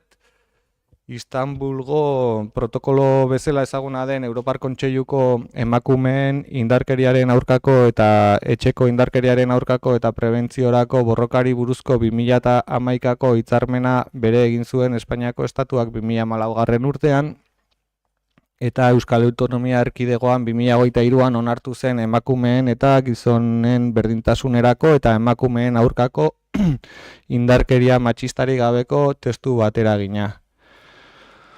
Kontutan izan behar da ere, genero indarkeriaren aurkako babes osoko neurrien lege organikoa, eta emakume eta gizonen arteko berdintasuneko 2015 foru araua hori kontutan izan da ere eginda lanketa hau. Legetizte inguru honen aurrean ondorioztatu da Hondarribiko udalak ez duela indarkeria matxisten aurrean erantzun publiko instituzionala emateko arautegi hauekin bat datorren protokolo estandarizaturik, eta behar izan horren aurrean berdintasun teknikariari eskatu zitzaion lehenengo lanetako bat udararako honelako tresna bat lantzeko betebeharra izan da. Hau honela eta ikusirik udaran zehar ez dugula udalbatzarik aurre ikusita, hemen ekarri dugu batzorderako aldeko irizmenarekin indarkeria matxista kasuen aurrean Hondarribian jorratuko den protokolo proposamena. Bertan aipatzen dira protokolaren helburuak, non zehazten den indarkeria matxista egoerak bizi dugun gizartearen isla direla, eta indarkeria mota hau jasaten duten biktimei laguntza erakutsi eta eman nahi diegula. Beraz, erantzuna integrala, objektiboa eta garbia egituratzen da, Hondarribia emakumeen kontrako indarkeriari gabeko gunea izatea nahi dugu, eta hori gure identitatean ere txertatzea. Biktimak errudun egingo ez dituen eta erantzukizuna erasotzaileei egotziko dien indarkeria sexistaren tratamendua bultzatu nahi da. Hondarribiko udalean eta gainerako erakunde publikoen arteko, hau da, udal barruko lanketan eta gainerako erakunde publikoen artean landu beharreko koordinazioari dagokionez ere efizientzian irabaztea bilatzen du protokolo honek. Gizarte eragileen eta herritarren adierazpen bideak ere sendotzen laguntzeko tresna bat daukagu, eta gure nahia ere bada sentsibilizazioan laguntzea eta indarkeria sexisten inguruan zero tolerantzia kultura sendotzea. Oinarri hauekin, indarkeria kasuen aurrean errespetuzko erantzunak objektibizatu dira egoera ezberdinen aurrean aurki gaitezkeela kontutan hartuz. Erantzuna errespetuzkoa bai, baina beti ere inpunitatea gelditze aldera eta berbiktimizazioa saihesteko helburua izanik. Indarkeria kasu bat ezagutzen denean, udalerrian izan, hondarbitar batek bizitzen badu edo oihartzun sozial handiko kasuetan, protokoloa aktibatu egingo da. Lehenik eta behin teknikoki baloratuko da, eta tekniko hauek egiten duten proposamena alkateari jakinaraziko zaio. Ondorenik, balorazio teknikoaren informazioa jakinaraziko diet udal talde ezberdinei, ordezkariei kasu hontan, eta teknikariek niri jakinarazteaz aparte, kontaktua egingo dute ere eragile sozialekin eta gainerako erakundeekin. Hala nola Foru Aldundia edo Eusko Jaurlaritza kasuan kasu. Lehen aipatu bezala eszenatoki ezberdinak aurreikusi dira eta erantzuna objektibatu egin da. Kasu ezberdin bakoitzaren araberakoa. Honetaz gain, zer, non eta nola komunikatuko den ere zehazten da, eta azkenik, kasuan kasu erabiliko diren eredu eta euskarriak ere definitzen saiatu gara. Egin den lan handi honen azalpenarekin bukatzeko adierazi nahi dut, zoritxarrez protokola aplikatu beharrean aurkitzen baldin bagera, behin egoera gainditutakoan ere zein modutan autoebaluazioa egin behar den ere jasotzen duela protokolo honek. Eta hau azalduta, ez dakit galderarik, erantzunik, protokoloa jaso duzute duela denbora bat, EAJaren izenean, Elixa. Arratsaldeon guztioi. Beharrezkoa ikusten dugu, eta begi honez, Hondarribian indarkeria matxista kasuen aurrean protokolo bat izatea. Sankonki landu dugu protokoloa eta ikusten dugu eudelekin eta beste udaletxe batzuekin bat egiten duela, eta egokia iruditzen zaigu ere bai. Batzordean abstenitu ginen, esanez, denbora gehiagorekin eskertuko genuela informazioa jasoko bagenu. Binon kasu hontan, osoko bilkura honetan, EAJ taldearen bozka aldekoa izango da. Eskerrik asko. Mi esker, beste hitzartzerik, EH Bilduren izenean. Bai, arratsaldeon. Nik mai gainean jarri nahi nuena zen, 2024ean gaudela, eta Hondarribiak lehenengo aldiz daukala gai honetako protokolo bat, azken finean orain artean ez delako berdintasun teknikaririk izan. Azken finean alardearen zama oneraino iritsi da, eta uste dut, badela garaia, gure udala ere 21. mendekoa izateko eta larria den egoera honen aurrean teknikari bat ere izateko, honetan jakitu dena, eta bereziki lasaitasuna emango digula, ez dugula gaizki egingo, ez dugula biktimazio bat egingo, eta lasaigarria dela gure udalak ere olako protokoloa izatea, eta egindako esfortzua, ze azkenean teknikaria apirilan hasi zen lanian, udara aurretik martxan edukitzeko. Beraz, hori nahi nuen azpimarratu, eta gaurkoa notizia ona daukagula. Ongi baderitzozue beraz, 8. puntuari dagokion Hondarribian indarkeria matxista kasuen aurrean erantzun publiko instituzionala emateko udal protokoloa onartzeko proposamenaren aldeko bozkak. Aho batez onartua. Eta 9. puntua lehenengo udalbatzaren hasieran eztabaidatu dugunez, ongi baderitzozue 10. puntura pasako gera, eta 10. puntua Ahotsanitz eta EH Bilduk elkarra adostutako erdibideko mozio bat da, non talde turistikoak mugitzeko proposamena jorratzen den, eta honen inguruan Aitzoli emango diotitza. Bai. Aipatu den bezala, naiz eta hasieran Ahotsanitzen proposamena izan astelehenan erregistratu genuna, EH Bilduren ekarpena jaso genuen, begi honez ikusi, eta atzo erdibideko proposamen bat erregistratu eta gainontzeko taldei bidali genien, ez? Aipatu bakarrikan proposamena irakurtzea sartu baino lehen, pentsatzen dugu berandu goazela kasu honetan, ze arazoa herrian enkistatua daukagu, eta behintzat ea pauso holek, edo behintzat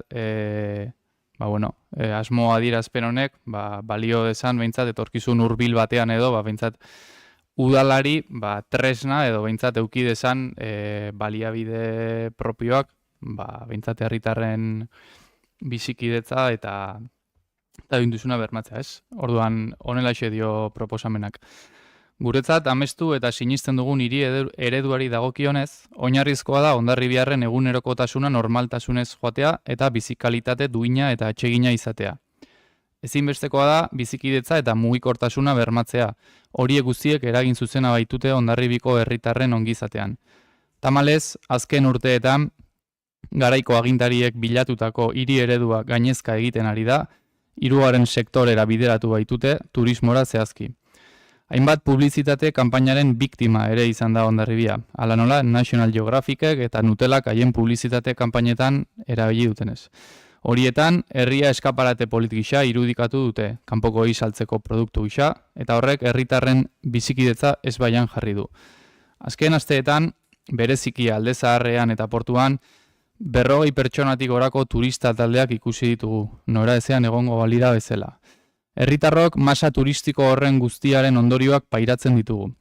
Ezin dugu kaleetatik turistak saiestu beharrik gabe pasa. Ezin dugu gure portaletara sartu, eta masifikazioak eragindako ilarak kaleen arteko pasabidea oztopatzen dute. Adibide konkretu gisa, kanpotar horietako batzuk udaletxe barnera ere sartu izan dira. Baita, gaur hemen gauden udalbatzako areto nagusira ere, beren etxeetan egongo balira bezala, inongo begirunerik gabe. Gaur-gaurkoz, Donostia da turismoari muga ezarri dion lehen eta hiri bakarra. Lehenik, jarduera turistikoetan kutsadura akustikoa arautu zuten, megafono eta bozgorailuen erabilera, eta orain, bisitari taldeak 25 pertsonara mugatzeko aurrera pausua eman dute. Ta ez hori bakarrik, talde horiek udalaren aurrean erantzukizun adierazpen bat ere egin behar dute. Erregistro hori, gero, turismoaren eragila neurtu ahal izateko baliatuko dute. Badakigu arautze honek eragina izan eta izango duela Hondarribiak jasaten duen turisten masifikazioan. Izan ere, orain arte probintziako hiribildua bisitatzeko aukera izan duten turista talde handi horiek jomuga aldatzera behartuta ikusi dute haien burua. Eta horietako askok, tamalez, gure herrian jarri dute begirada. Jabetuak gaude, gaurkoan dakarkigun neurri mugatzailea indarrean jartzeko tresna juridikoak ezarri behar ditugula instituzioaren barnean. Hots, espazio publikoaren ordenantza sortzea. Horrexegatik, agenda politikora ekarri nahi izan dugu, eta etorkizunean, azterketa tekniko ezberdinetan oinarrituta, ahalik eta ordenantzarik eraginkorrena osatu nahi dugu, neurri multzo ezberdinek Hondarribiarren bizi kalitate duina bermatuko dutena. Horregatik guztiagatik, udalbatzari honako hau eskatzen diogu. Espazio publikoaren ordenantza sor dezan, eta bertan, talde turistikoei 25 pertsonako muga ezar diezaien. Eskerrik asko. Eskerrik asko hitzartzerik, bai AJaren izenean. Kaixo, arratsaldeon. Bueno, azkeneko asteetan, edo hilabetean turismoaren inguruan gobernu taldeari hainbat deklarazio entzun dizkiogu. Egia esan ezin gara erabat ados egon Hondarribia isladatzen ari den irudi honekin. Mezu alarmista, katastrofistak entzuten ditugu bakarrik, eta horrelako deklarazioak gure ustez jarrera desegokiak sustatu dezakete eta ezin ditugu horrelakorik babestu. Pandemiaren ostean turismoak gora egin du leku guztietan, Hondarribian ere sentsazioa hori da, ezin da ukatu. Baina gure ustez, turismoa ezin da mozio kolpez kudeatu. Hondarribiak gehiago merezi du eta hondarribitarrek ere. Turismoa kudeatu behar da, eta horretarako plan estrategiko bat beharrezkoa da. Eragileekin partekatua, herritarrekin batera landuta, eta udaletxe honetako alderdi politiko garen ordezkariekin ere, partekatuta, herritarren ordezkariak garen heinean gu ere bai. Gaur egun, ez dakigu zein den gobernu honek Hondarribiarentzat duen turismo eredua. Badakigu zer ez zaion gustatzen, baina turismoa kudeatzeko tresna edo plangintzarik ez dugu ezagutzen. Bestetik, ez dugu ezagutzen ezta ere gobernu honek jarduera ekonomikoaren dibertsifikazioa bultzatzeko esfortzu berezirik egiten ari den.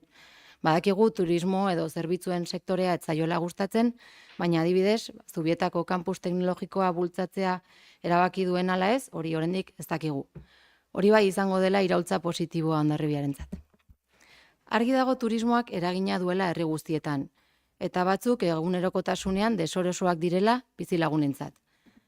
Baina ez ditugu alde batera utzi nahi ere turismoaren jarduerak Hondarribian pertsona eta familia askoren lanbidea dela. Argi dago, ostalaritza, merkataritza eta bestelako zerbitzuek lan gehiago egiten dutela bisitari eta turistekin. Eta hau ez da berria.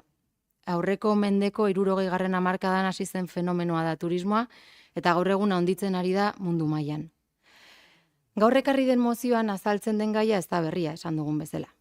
Aurriko agintaldian egin genuen lanketan arazo hau detektatu zen, talde edo eskursionisten arazo hau, eta egokia iruditzen zaigu taldeen kopuruak murriztea eta legez finkatzea.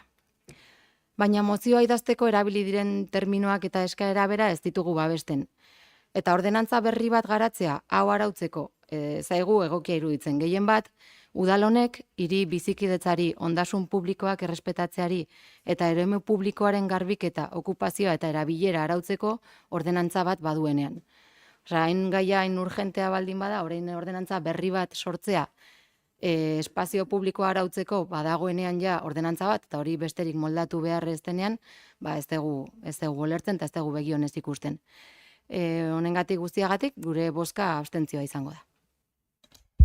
Eskerrik asko, beste hitzartzerik, PSeren izenean. Mi intervención Nik esan nahi dudana da bete egin gendun antzekoa. Eta orduan zan, osakidetzaren inguruan gestioa egin behartzala eta plenoak errizala gestio bat egiteko zagardoikin. Eskatuaz behartzala Hondarribian servizio gehiago eta bar. A ver, simplemente decir que a mí la gestión marketing kudeaketak niri ez ezki gustatzen. Argi esaten du, zuek gobernu taldea zarete koalizioko gobernua eta ona ekartzen diguzue gai bat, zuek beste inor konpondu ezin ditzakena eta zein da ordenantza egitea, emendatzea edo ez ekartzea eztabaida bat ez bururik ez hankarik ez daukana. Nik uste dut hau dela oinarrikoa.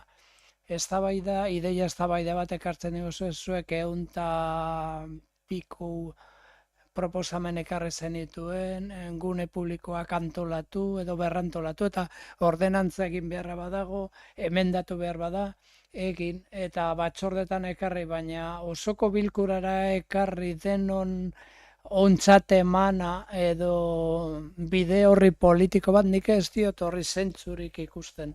Ez dut ulertzen serioa ez delako.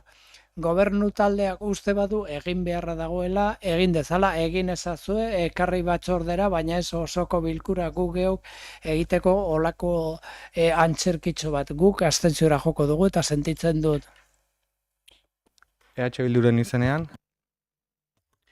Bai, arratsaldeon, bueno, lehenik eta behin, eskerrak lehen proposamena moldatzeko prestutasunaren gatikan, izan ere, gaia lantzerakoan argi daukagulako, hemen gauden guztio, baina dokumentua ez, jasota zegoen bezala, neurri multzo ezberdinak behar direla daukagun egoera horreri aurre egiteko, gu planteatzen ginen 25, edo agian da 20, edo agian da 15, bueno, teknikoki landu beharreko kontu bat dela, zeren, bueno, beharra edo egoera zabala da, eta baita ere esaten genuen, azken finean autobus bat etortzen delako, eta orduan zer, autobusa erdibitu batzuk hemendik, besteak handik, baina baita iruditzen zitzaigun, eta martxan dagoen bezala aparkalekuen azterketa egin behar degula, herrian akaso, zenbat autobus sartu daitezken, jakiten, zertara datozen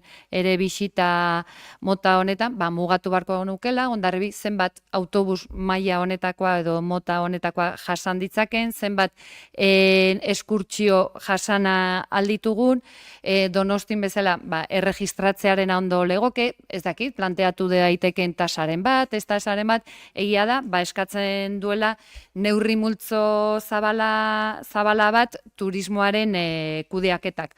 Horregatik, eskertzen dugu parrafo horretan ere aldaketan gauzatu izana, sakonagoa delako 25 bai edo 25 ez baino.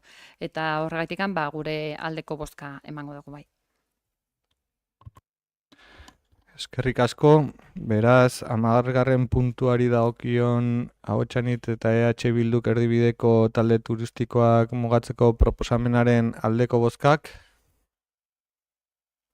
aurkakoak, abstentzioak, gehiengo onartua,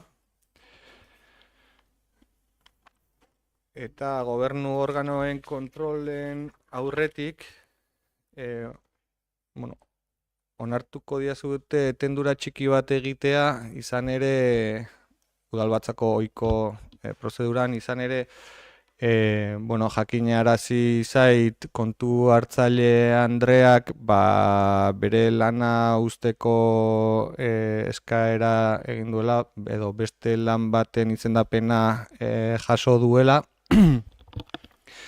eta alde horretatik eta bertan bere gaieko kontuak direla eta gehiago luzatu behar ez izateko, nire aldetik bai adierazi nahiko nioke alkate bezala esker ona urte hauetan Hondarribiko udalean egindako ekarpenagatik, behin baino gehiagotan gaur ere aipatu dudan bezala zure lanaren ondorioz egindako ekarpenek uste dut udalaren kudeaketa hobetzeko tresna oso eraginkorrak izan direla eta sorteko izango direla zure destino berrian topatzen dituzun lankide eta erakundea, guretzat galera eta burua uste bat izango denaren gain, desio dizut, ibilbide profesional aberatsa izatea, baina horren gainetik ibilbide pertsonal oparoa izatea eta niretzat behintzat elkarrekin lanean ezagututa pertsonak ere ezagutzen garenez,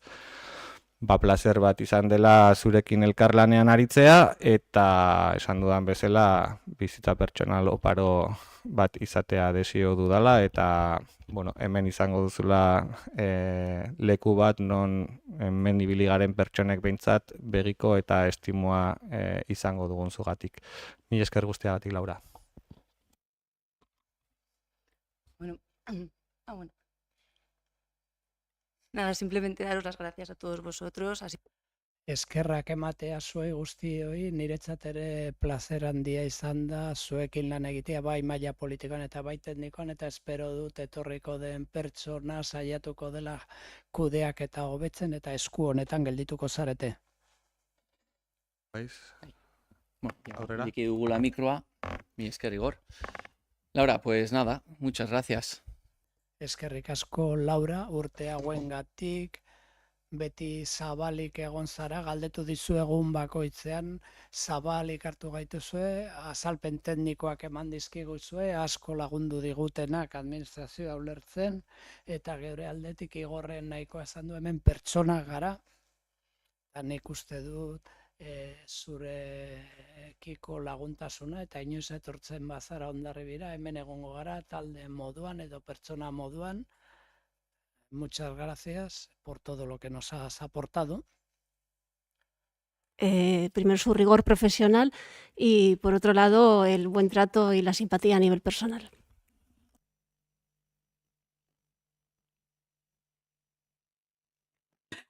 Ezin dut atzean gelditu. Bueno, lanagatik eta ikasitakoarengatik epe motz honetan nire aldetik. Eskerrik asko. Udalbatzarekin aurrera jarraituko dugu gobernu organoen kontrolei dagokionean eta bertan 11. puntuari dagokio 2024ko 1528 zenbakitik 1856 zenbakira bitarteko alkateen dekretuen berri ematea, ez dakit galderarik edo badagoen. Bai. Bai, Igor, mila esker. Hiru dekreto, galdetuko dut, bale? Bat izango zen 1675 dekretu hau Hondarribia udalerrian etxez-etxeko laguntza zerbitzuaren ematea xede duen kontratua prozesua irekia eta ohiko idazpena esleitzeko lizitazio buruzkoa da.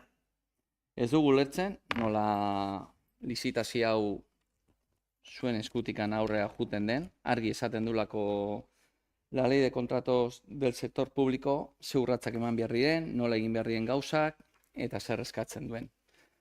Abotzan hitzek eta zure hitza jarriko ditut mikroan. Abotzan hitzek behin eta berriz esaten dugu azpikontratazioaren ereduekin ez da gaudela ados. Baldin eta zerbitzu hori estrukturala edo beharrezkoa dugun eta gurea bezala kontsideratzen badugu. Luzatzea azpikontratazioaren bitartez lehenik izan ziren arazo berberak ziurrenik piztiko dire. Eta beraz, langile propioekin eman behar dugu zerbitzu hau. Hau die zuen urtetan egindako hitzak. Guain esan genezake, bada bitarte honetan akordioakea lortzen duten langileak, enpresarekin eta gero konbeni hori, hitzarmena berri hori esleipenian sartzeko. Esleipen bat egiteko argi dago, lehen aipatu dizuten 2017ko ley de contratos del sector público ze urratsak eman behar diren. Beraz, ez dakigu non dagoen zuen koherentzia. Bestia. Arantzukin ezu, bale. Mila esker. Uste dut banaka erantzun behar direla, ez? Egia esan, behin eta berriro aipatzen dudan bezala, kasu honetan ere 300 dekretu diren honetan, horrela bote prontoan botatzea dekretuen galderak, dekretuen inguruko galderak, noski zailtzen dute, baina topatzen dudan aipamena egin den 1600, ez banago Oker 1675 dekretua baliogabetutako dekretu bat da, eta ez dauka zer ikusirik aipatzen den gaiarekin. Kasu hontan 1675 dekretuak hitz egiten du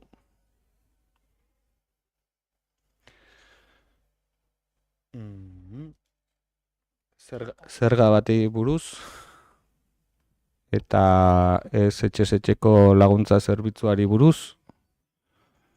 Baina, bueno, etxez-etxeko, ulertzen dut etxez-etxeko laguntza zerbitzuari buruz galdetu nahi denean, eta kasu honetan ez dela dekretu honi buruz galdetzen.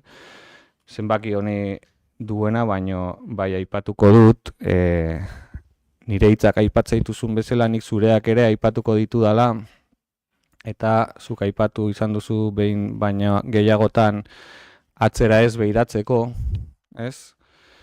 Eta nola egiten da zerbitzu bat strukturala denean, publikoki kudeatzeko lanketa nik nahi nuke, baina guztiok badakigu espediente horrek izapidetzeak hilabeteetako tramitazioa eragiten duela, eta are gehiago etxez-etxeko langileen kasuan bezala jardunaldi ezberdin ugaritako kasuak daudenean, kontratazio publiko edo zuzenean egitea horrelako esleipen bat oso konplexua da, eta urteetan zerbitzu hau beti emakida bidez eskaini denean, egun batetik bestera mundu guztiak ulertuko du ez dela transformazio bat egiten, baizik eta ibilbide baten bitartez jorratzen da. Uste dut udaltalde, edo gobernu talde honetatik teknikariei pasatzen diegula noizean behin ardura poliki-poliki esleituta dauden zerbitzuak publiko egiterako bidean jartzeko egin beharreko espedienteak izapidetzea, eta horretan gaudela badakit, baina zer gertatzen da etxez-etxeko laguntza zerbitzuarekin, ez banago irailean iraungitzen dela kontratua, eta guztiok dakigun bezala kontratua iraungi aurretik esleipen berri bat egin beharra dago, eta esleipena egin beharra dago 3 hilabetetan ezinezkoa delako horrelako langile volumena jasotzen duen talde bat zuzenean udaletik kontratatzekoa. Zuek oso ongi badakizue proposatzen ari zareten horren aurrean langileekiko arazo larri bat sortuko lukeela. Izan ere, langile publikoak izendatzerako garaian meritu, gaitasun eta berdintasun printzipioak bete behar dira, eta horri nola ematen diogun buelta hainbeste langile daudenean eta hain kontratazio egoera desberdinetan daudenean, suposatzen du egin beharko genukela hautaketa prozesu bat printzipio horiek bete ahal izateko. Eta hori badakizute baita ere, epe laburrean ezinezkoa dela egitea, eta horregatik eta urtebeteko epea duen lizitazio bat da dekretu bitartez onartu dena, izan ere etxez-etxeko langileen kasuan beste arazo batekin aurkitu gara, eta aurkitu garen arazoa da hitzarmena iraungita zutela, eta esleipena martxan jarri aurretik justu hasi direla hitzarmen berri bat egiteko negoziaketetan, eta momentu honetan ez daukatela adostasunik. Guk prozedura luzatu dugu ahaltzen gehien, epemugaz kanpo ez gelditzeko izapide horretan azkenean baldintzak aldatu ditugu epemuga maximoraino eramatearren, kontratuaren iraunaldia aurrikusi dugu urtebetekoa soilik, izan ere hitzartzen baldin badute lan baldintza berri horiek jaso beharko lirateke hitzarmen berri edo esleipen berri batean, eta ezin da kontratu aldatu, horregatik urtebeteko kontratua soilik aurreikusi dugu. Eta bide horretan, negoziaketetan, enpresa eta langileak negoziaketetan dauden bide horretan, greba egoera batetara iritsi dira, ez direlako ados jartzen. Eta momentu honetan greban dauden langileak dira, baina esleipen prozesua bere horretan martxan jarri beharra dago, bestela kontratua bukatu eta kontraturik gabe geratuko ginatekelako, eta oraindikan eta egoera zailago edo makurrago batean aurki gintezkelako.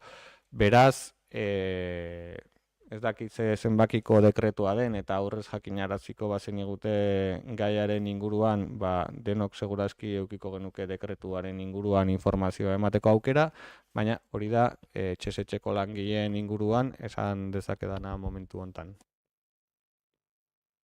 Mi esker Igor. Hurrengoa 1753.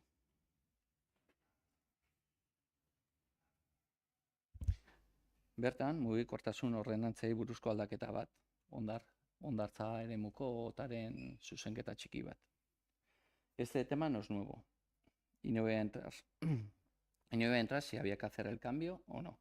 Naiz hasiko aztertzenia aldaketa egin beharrezkoa zen ordenantza bat aldatu ezkero batzordean esan behar, ze dekretu bidez enteratzea iruditzen zaigu ez dela bidezkoa, hala egin zenutelako 425ean Mendelukoarekin. Eta behintzat hala esan zenigun. Eta ari horretatik tiraka bi galdera.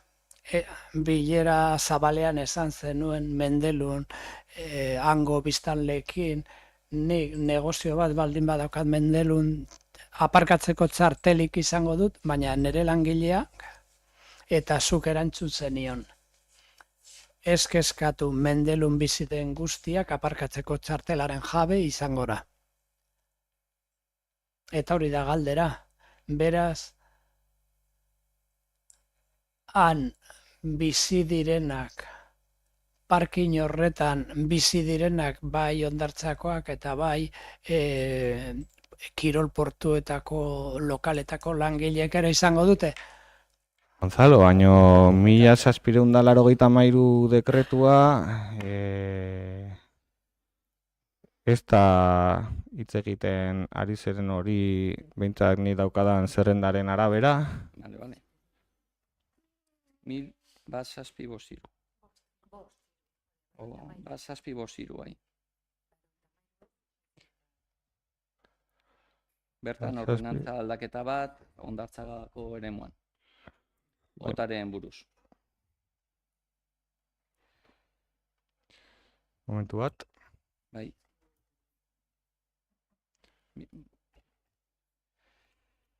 Ekainak 13an sinatuta 1753.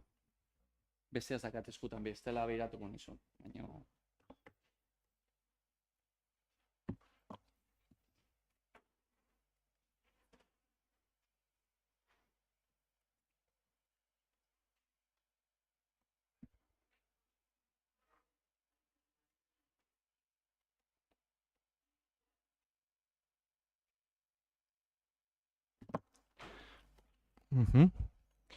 Ados. Bueno, ordenantzaren aldaketa hau egin zen, benetan lotxa ematen dit hemen hitz egitea, baina eske gure araubidean, Gonzalo, ez zegoen sartua hondartzan aparkalekurik zegoenik.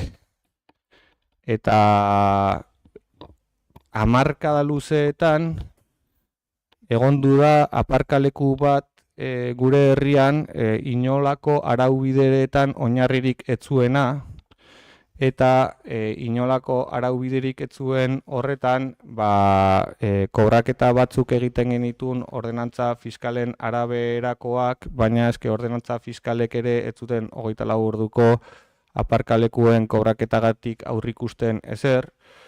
eta jabetu ginen ekainaren 13an, non eta ja Hondartzako parkina zabalik, ekainaren 13an ez, jabetu ginen 2 egun lehenago, eta sentitzen dut hemen horrela galdetzea eta horrela hitz egin behar izatea, baina altxatu genituen barrerak 2 egunetan eta modu urgentean egin behar izan genuen ordenantza aldaketa hau etzegolako inolako arau oinarririk non parkin bat egon zitekeen Hondarribian eta kobratu genezakeen parkin horregatik.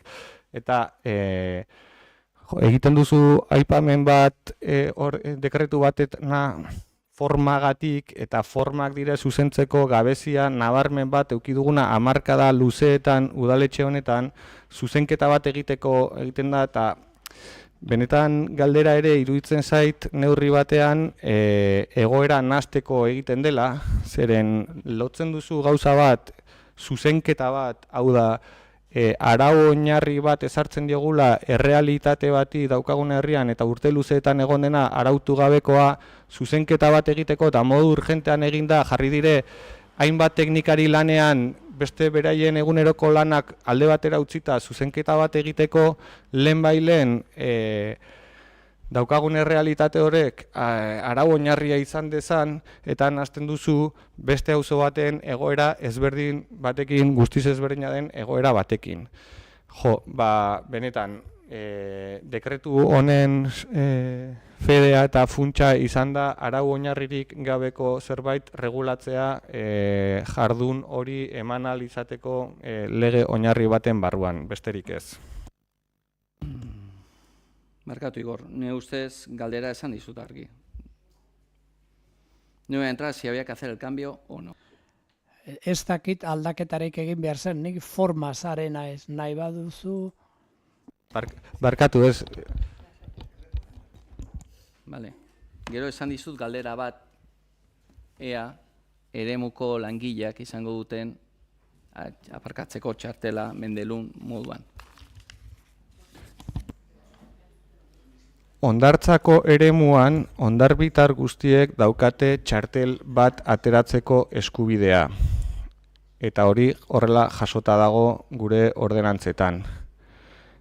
Hondarbitar guztiek edukiko dute daukate eta zeukaten txartel hori ateratzeko eskubidea. Eta beste hondarbitar guztiek bezala, hondartza eremuan erabilerak egiten dituzten herritarrek eskubidea edukiko dute txartel bat edukitzekoa pertsona guztiek duten baldintza berberean. Orduan, beste eremutan eman den eskuzabal hori txartelekin hemen ez da emango. Hondarribiko hondartzan erabilera egiten duen hondarribitar orok eskubidea edukiko du eta dauka eta bazeuka lehendik ere txartel bat edukitzeko. Eta hondarbitar guztiek daukaten eskubide berbera edukiko dute hondartzan inguruan ibiltzen diren hondarribitar guztiek. Harira, hemen daude ale batzuk, baino ez da beharrezkoa behiratzea zeintzu diren. 1782, 1782, 1787, 1812 eta pare bat gehiago, baino pasatzen digu modutan baitare. Estabilizazio plan bat martxan dago, azterketak indie maiatzan, bost administrari plaza buruz ere aipatzen da, baina gu hau dena dekretoz bidez enteratu gera. Horregatikan lehen esan deten moduan, eskatzen genu, holako gai importanteak daudenean, ne ustez, bertako langileen gutxienez informazioa jakiteko komisio informaziotikan pasatzea dela.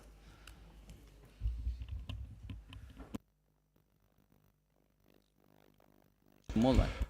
Bai, bueno, uste dut hemen argi eta garbi esan behar dela, egonkortze prozesuei dagokionean baldin badago zinegotzi bakar bat esaten duena ez duena ezagutzen egonkortze prozesu batzuk martxan daudela, kontratazio prozedura batzuk ematen adri direlarik eta batzuk bueno, legealdi honetan sartutako batzuk oinarriak ez dituzte ezagutzen eta hau da, egonkortze prozesu horren oinarriak ez dituzte ezagutuko, baina ulertzen dut berriak diren zinegotzi guztiek ere hitz egin delako udalbatza honetan behintzat egonkortze prozesuak martxan daudela eta egonkortze prozesu horiek aurten bukatu beharreko helburua finkatuta daukagula eta izapidetzen ari direla tramitazio guzti horiek hitz egin dugula behin baino gehiagotan eta behin prozedurak amaitze bidean, hau da, prozedurak burutu ditugu gehienak, eta orain ebazpenen momentuan gaude, eta ebazpenen momentuan gauden horretan izendapenak egitea dagokio, eta ja zorionez,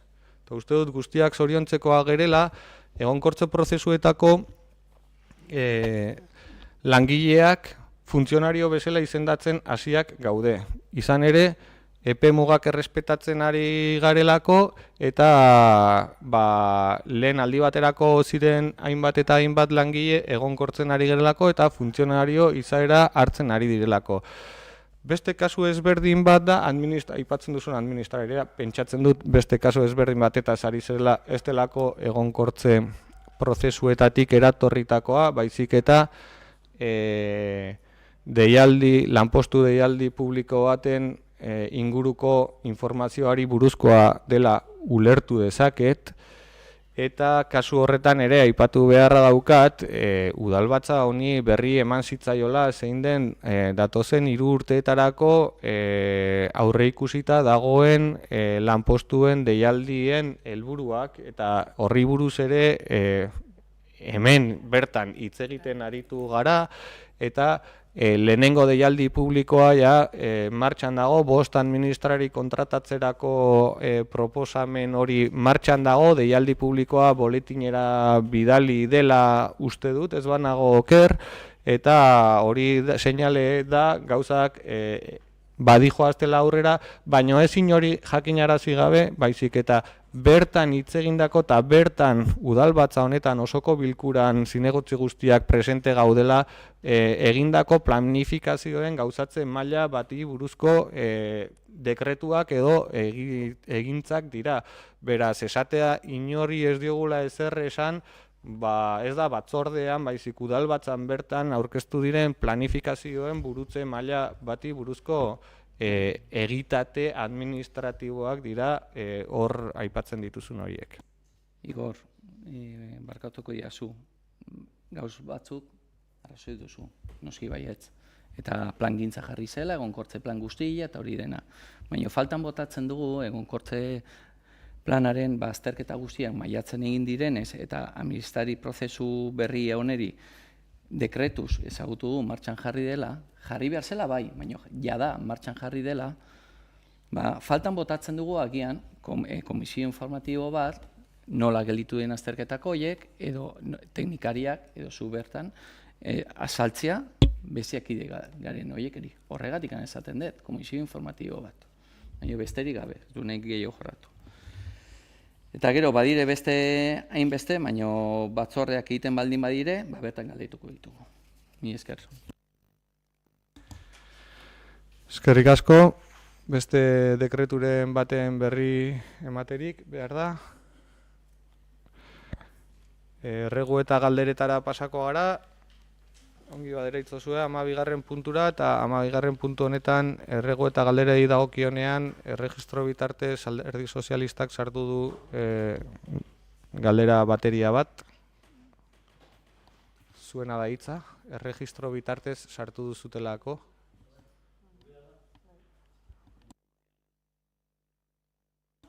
Josu, normalean ni alkate naizelarik beti erregistratu duenari galdera eta lehenen erregistratzen duenari baldin badago urrenkera horretan egiten ditugu hitzartzeak. Orduan, normalean izaten da, kasu honetan gaur egin dugun bezala, erregistro bitartez galderak sartu dituen udaltaldeari ematen diot hitza.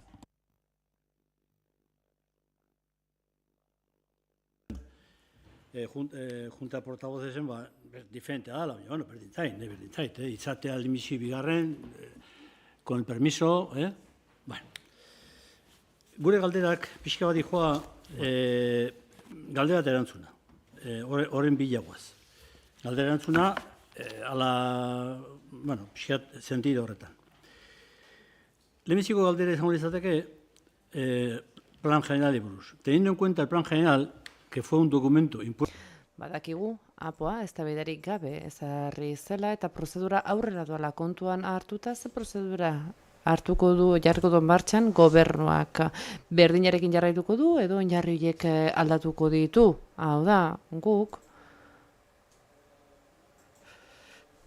prentsaurreko batekin agurtu genuen aurreko legegintzaldia, esan genuen hau ez zegula kontsultatu, etximoston hartuak erabakia dela, eta orain ikusten dugu, ea, talde honek, gobernu talde honek jarraituko duen planteamendu horrekin edo beste prozesu berri bat abieraziko duen apoa tramitatzeko edo onartu behar dugun hasierako onarpen hori eta horrekin jarraituko ote dugun eta bertan emendakinak egingo ote ditugun. Hori da nire lehenengo galdera.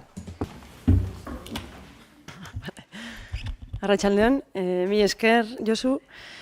Bueno, nik uste dut parte hartze saio guztietan, komunikabideetan ere, nahiko argi azaldu dugula, ez dugula apo berri bat hasiko. Izan ere, zuen aldetik ere askotan gogorarazten diguzue zein garrantzizkoa den horrelako tresna bat edukitzea eta hori konpartitzen dugu alderdi politiko guztiek, beraz gure asmoa izango litzateke agintaldi honetan apoa onartuta geratzea, beraz ezin dugu berri bat hasi. Gainera,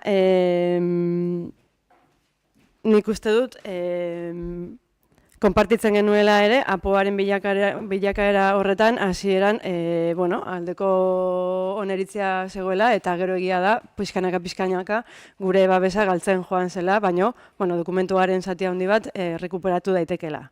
Hau esan da.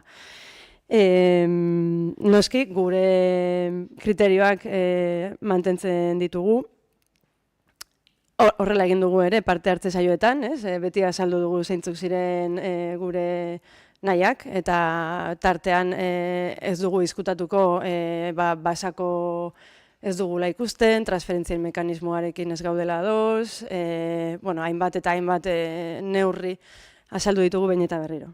Orain, baita ere nik uste dut, behin eta berriro aipatu dugun bezala, alegazioen txostena, edo txostena baino gehiago, alegazioak aztertzeaz bukatzen ari gera. Egia da, alegazio horiek erakutsi digutela apoak, hasierako onarpenaren dokumentuak akatsak dituela.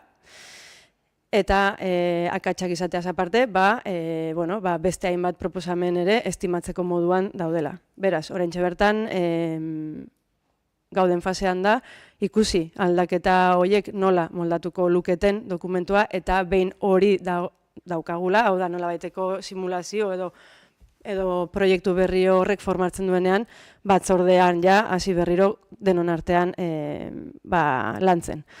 Espero dut, hilabete baten bueltan prestegotea horrelako lanketari eusteko.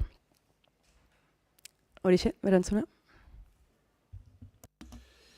Bigarrengo galdera. ¿Qué negociaciones? Ze negoziazio izan dira, baldin eta negoziaziorik egon bada, montaineneako etxe bizitzekin. Errespetatzen dira bere egunean defendatu diren irizpideak, 75-75 edo badira irizpide berriak. Hemen hasi beharko naiz esaten, leheno nionaren aritik, preseski montaineneako eremuan akats bat dago, eta alegazio batek horrela adierazi digu. Izan ere, hasierako onarpenean, eremu hori hiri lur bezala definituta dago, eta hori ez da zuzena, lur urbanizagarria da argi eta garbi, eta beraz, apoak lehendabizi kalifikazio aldaketa hori jaso beharko du. Eta gero noski, esan dudan bezala, transferentzia mekanismoa mantentzen ari gara, eta bertako kudeatzaileekin elkarrizketetan gaude, nolabait gure borondate hori betetze aldera.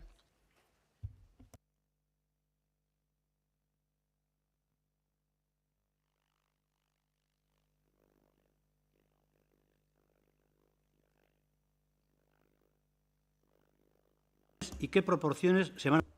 Eta ze proportziotan planteatuko dira? Etxe bizitza dotazionalak egiteko, ez da negoziaziorik behar, izan ere, dotazionalak egingo dira horretarako destinatutako udal lurretan. Beraz, ez da negoziaziorik behar.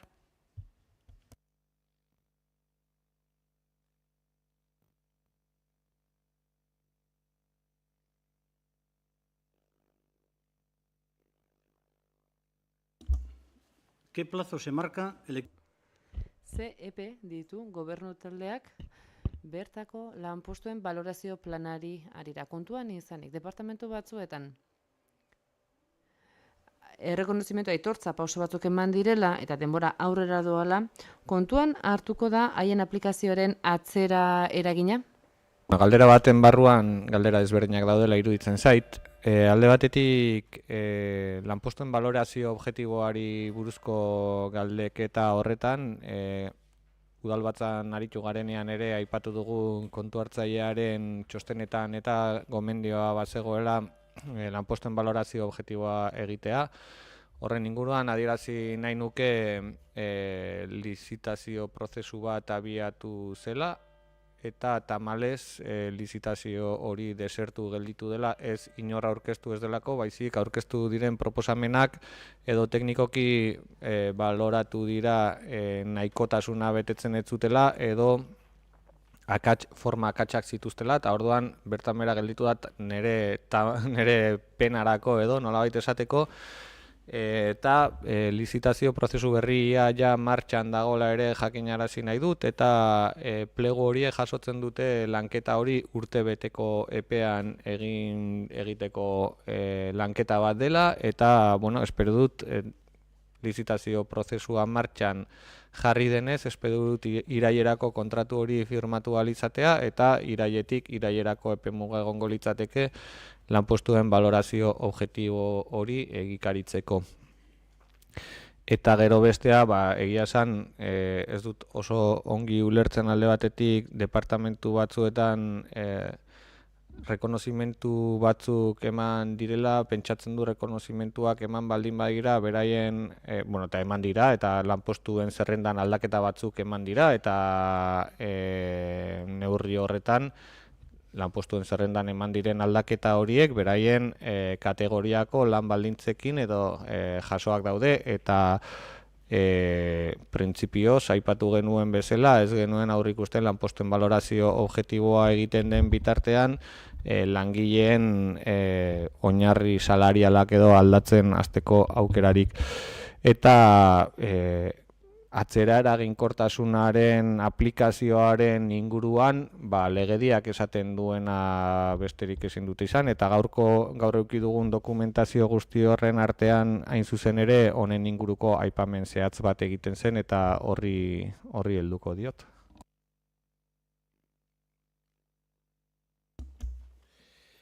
¿Qué intenciones tiene el equipo? Ze asmo du gobernu taldeak Cuatro Vientos edo Lau Haizeetako regatan dauden plastiko poltsekin? Berriro ere oso marea altuak bertan geldituko dira.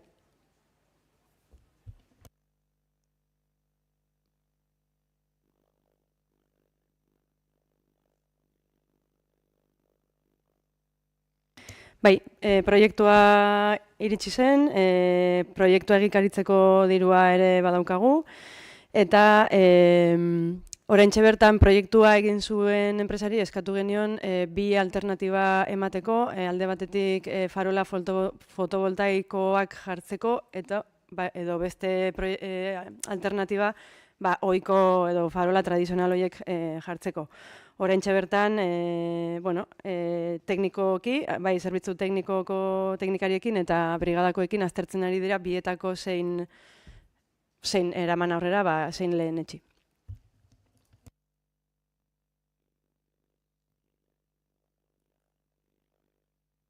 Al decreto 988 en relación al expediente... 988 dekretua, expediente administratiboa ireki zaielako bi kargu publikoei, besteak beste.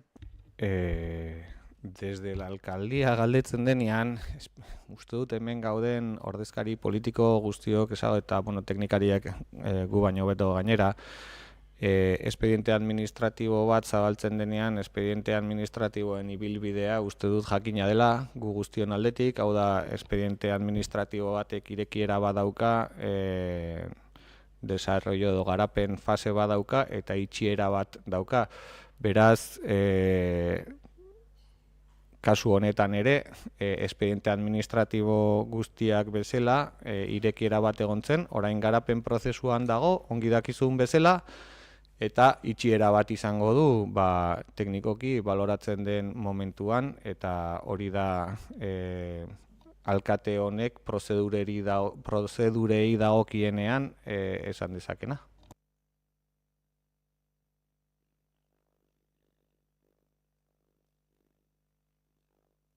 Mantener las vallas de las casas de Mugondo. Mugondoko etxebizitzen esien inguruko galdera bat daukat. Galdera honetan,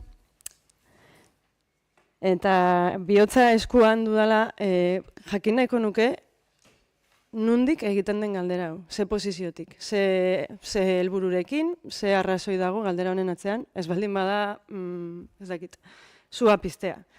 Izan ere, badakigu, baia horiek hor daudela, ite baten ondorioz, eta beraz, hor rekiritutako neurri bat direla. Orduan, benetan ez dut ulertzen, galderaren espiritua.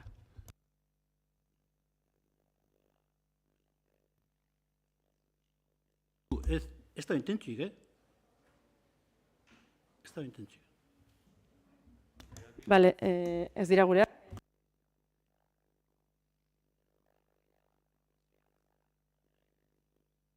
Galdetzen zidaten eri, eta nik dene galdetu. Sin más. Ez dago. Esaten dizut, ite baten ondoriozko neurriak dira, beraz, itean aurrera egiten duten enean, jungo dira kentzen. Baina ez da gure erabaki bat.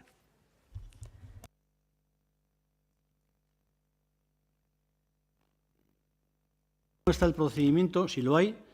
Prozedurarik aldago, Mendeluko lurretan, lur sailetan, hor badakigu ibilgailu batzu da dela. Eta 3 hilabete zamazkila eta ez dago erantzunikan.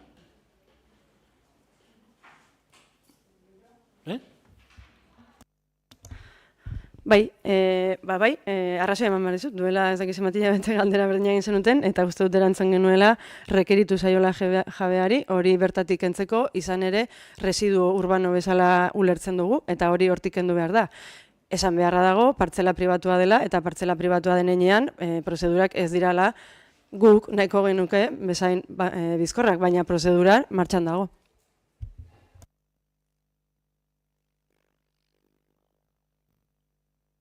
Bai, residu urbano bezala definituta.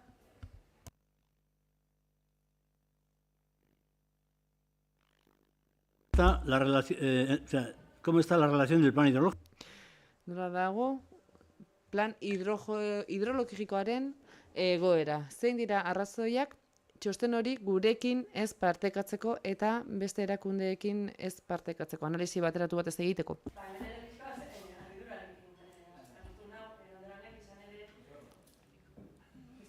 Norbaitek itzali dit.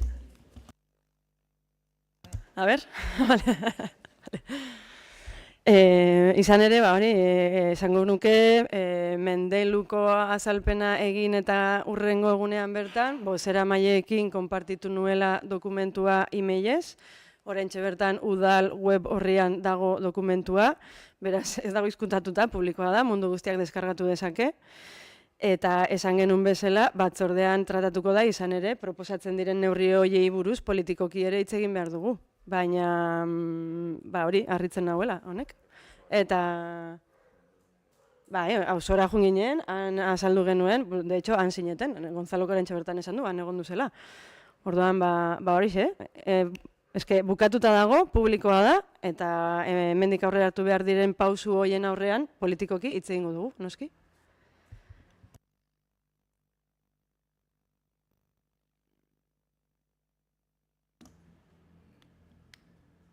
Bueno, nola dago, ¿cómo está? Hau da, berriz ere galdera berdina doan dela 2-3 egin numere. ¿Cómo está la licitación si hay y qué? Nola dago licitazioa eta zein proiektu dago gizarte zerbitzuetarako eta ze aurreikuspegin dago horietarako? Galdera egin nuen, esan ziaten, planoa dagoela, ez dakit zer, berriro ez dakit nik nola dagoen asuntoa. Obreri piztu dut, nik ere bai.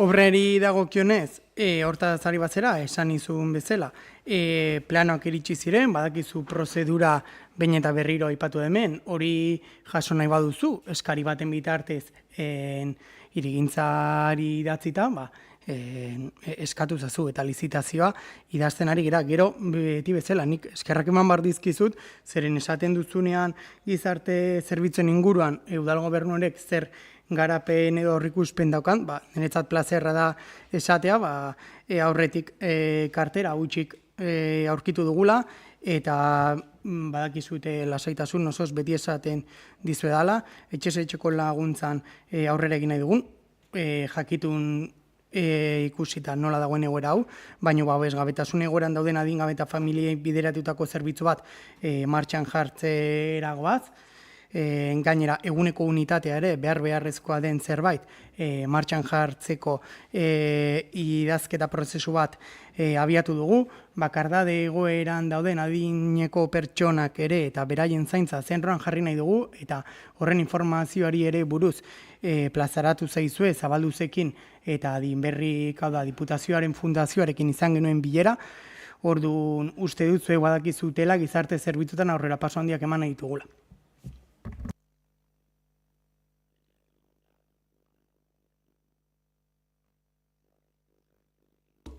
A personas menores de edad.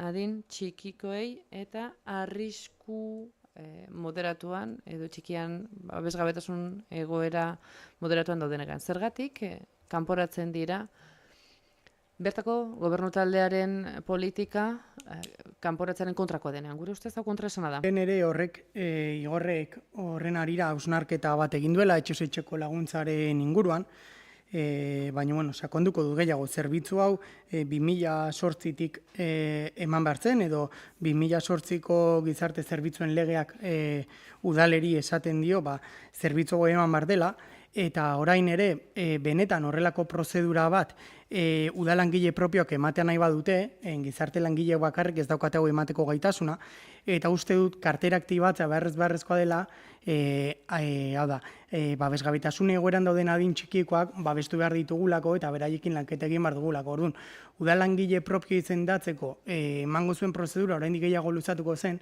eta ezin dugu beraieri denbora gehiago eskatu.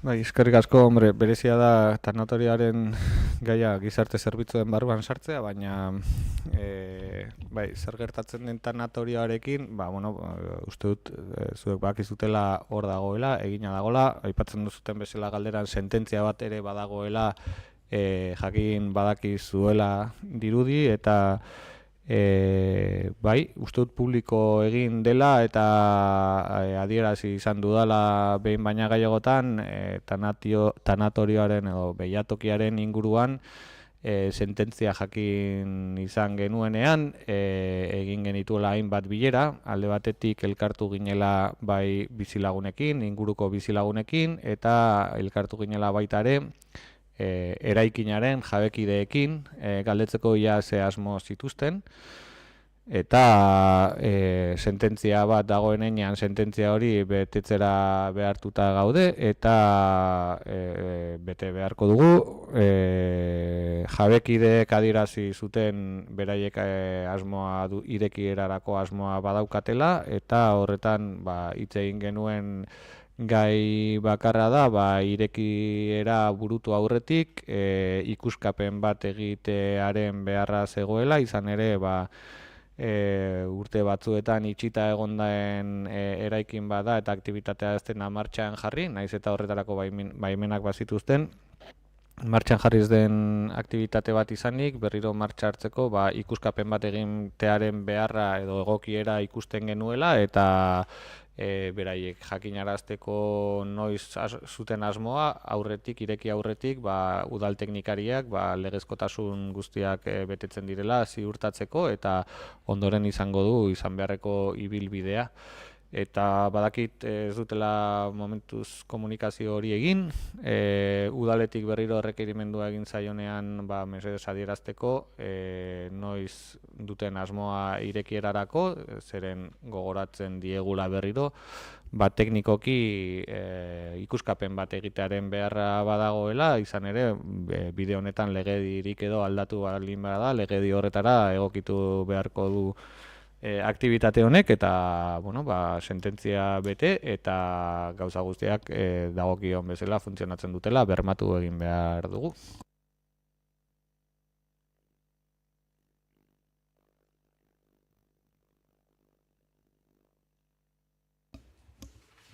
Bai, kiroldegiaren egoera guztiok jakinaren gainean gauden egoera da.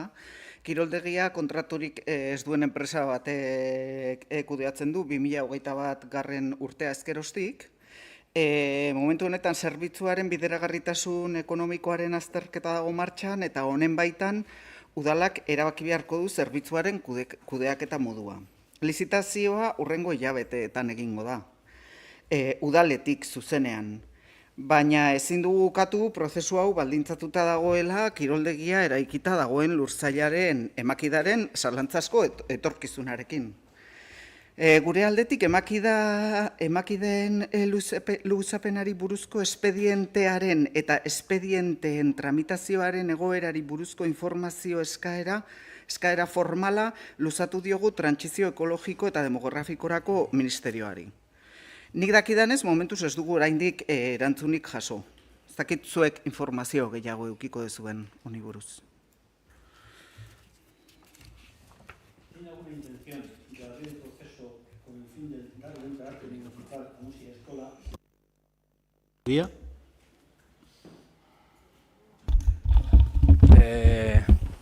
Hausnartzeko prest gaude, inongo dudarik ez, dena dela, aipatu beharra daukagu, bere garaian abiatu zen hausnarketa prozesua izan zala,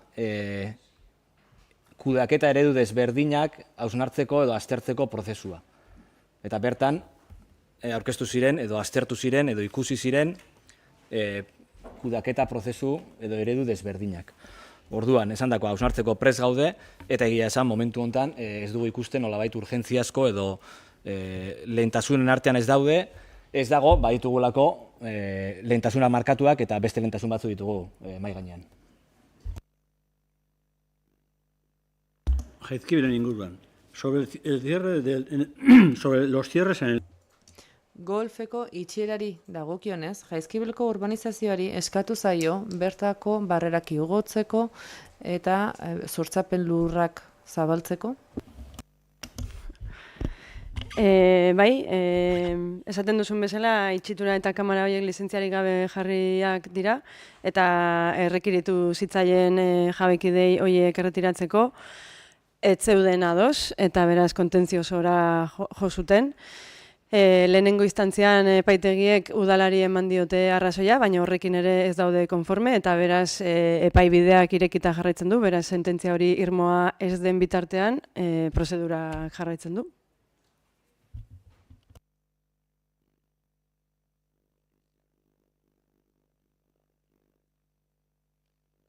Si se trató este tema y que otro... Ze beste gai landu ziren, nahiko genuke informazioa jasotzea, baldin beta aukerarik balego. Bai, egia esan, bilera bat, baino desente gehiago eduki ditugu bertako auzokideekin, izan ere, edo gehienek jakingo dugu, han bizikidetza arazoak badaudela, eta zatitutako komunidade bat dela, eta beraz,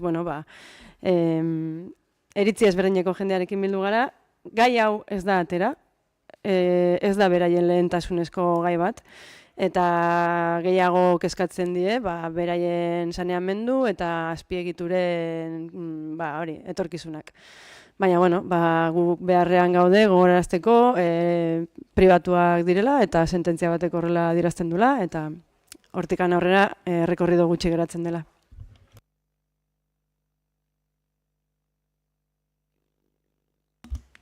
Se va a dar el aparcamiento de la zona del frontón de... Aparkamentuak nola daude? Muliateko gunean zein aukera emango zaie karabanei? Ze aurreikuspen daude gobernu taldetik? Bueno, jakin badakigu Hondarribian aparkalekuekin arazo bat daukagula, ez frontoiaren eta Muliateko eremuan soilik, herri osoko arazo bat badaukagu. Deigarri egite zaigu kezkatzea udaltalde bat soilik gune jakin batean gertatzen den egoerataz, izan ere oso hedatua baitago Hondarribian aparkalekuari dagokionean arazo bat existitzen dela. Nik karabanak horrela behintzat ez ditut inon kalean behintzat ikusten, ulertzen dut hitz egiten ari zela autokarabanen inguruan, ez karabanen inguruan, izan ere, ezberdinak dira, batzuk eta besteak.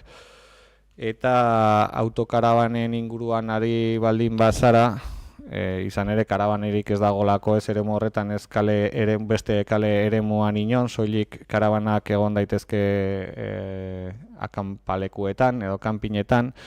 Autokarabanen inguruan ari baldin bazara, noski, ez da bakarrik eremu hori arazoa bizitzen duena, badaude beste eremu batzuk ere arazoa bizitzen dutenak. Udal talde honetatik, edo gobernu taldetik, hobeto esan da orain, burubelarri jardun dugu autokarabanentzako espazio bila, bagabiltza aukera ezberdinak izan ditugu mahai gainean. Ni neu elkartu izan naiz autokarabanista elkarteren bateko ordezkaritzarekin, eta, esan beharra daukadana da, autokarabanak neurri batean ibilgailu, ohiko ibilgailuak direla, beste ibilgailuak bezalako garraio bideak direla, eta araudian jasota dagoela oso garbi autokarabanak ezin direla diskriminatu beste ibilgailuen konparazioan, eta jasotzen da baita ere oso garbi autokarabanak eremu publikoan aparkatzeko direla eta ez direla pernoktatzeko elementuak edo beraien kabinak atera edo kaltzoak jarri eta horrelako gauzetarako. Beraz, gure aldetik ezin duguna da araudiari muzin egitea eta konsideratzea autokarabanak ibilgailu berezi bezala beraien fitxa teknikoetan eta ibilgailu direnean, eta bai transmititu dena udal honetatik eta udaltzaingoa pentsatzen dut horretan ari dela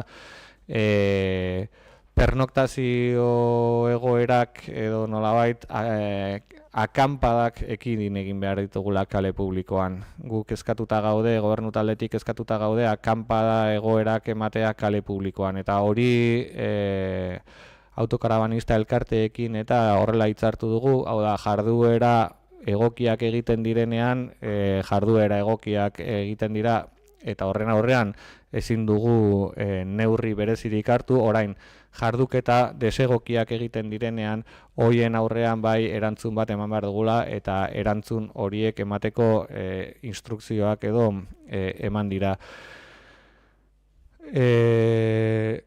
Bai, gustatuko litzaiguke etorkizun labur batean eta kirol eremuekin gertatzen den bezala eta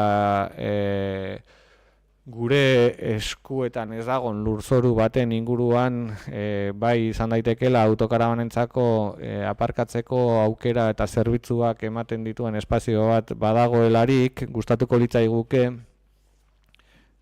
trantsizio ekologikoko ministeritzak behingoz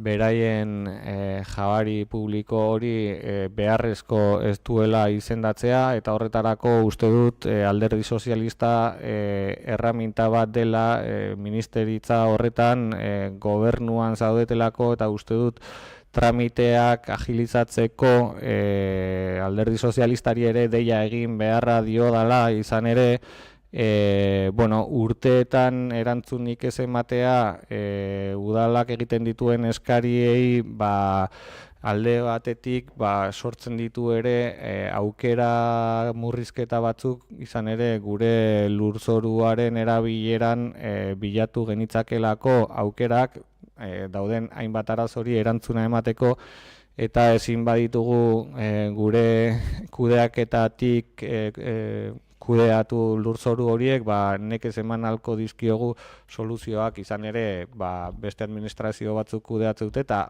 orain momentu honetan, kasu honetan, eremu hori hain zuzen ere zuen alderdiak kudeatzen du, eta ez daukagu aukerarik hor eragiteko.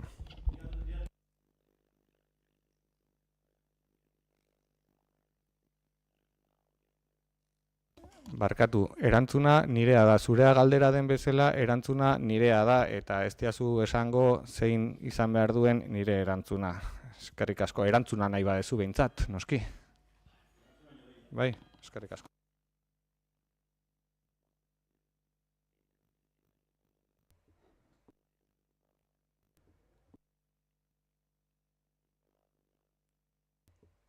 Mikro, por favor.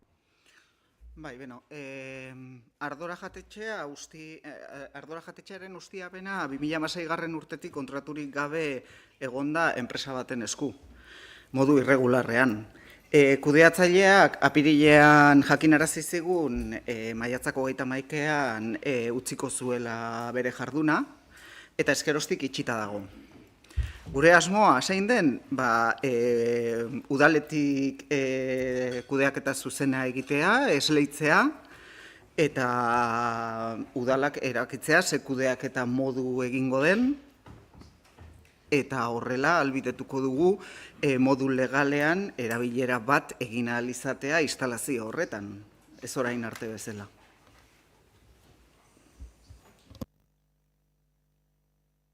Beste galderarik?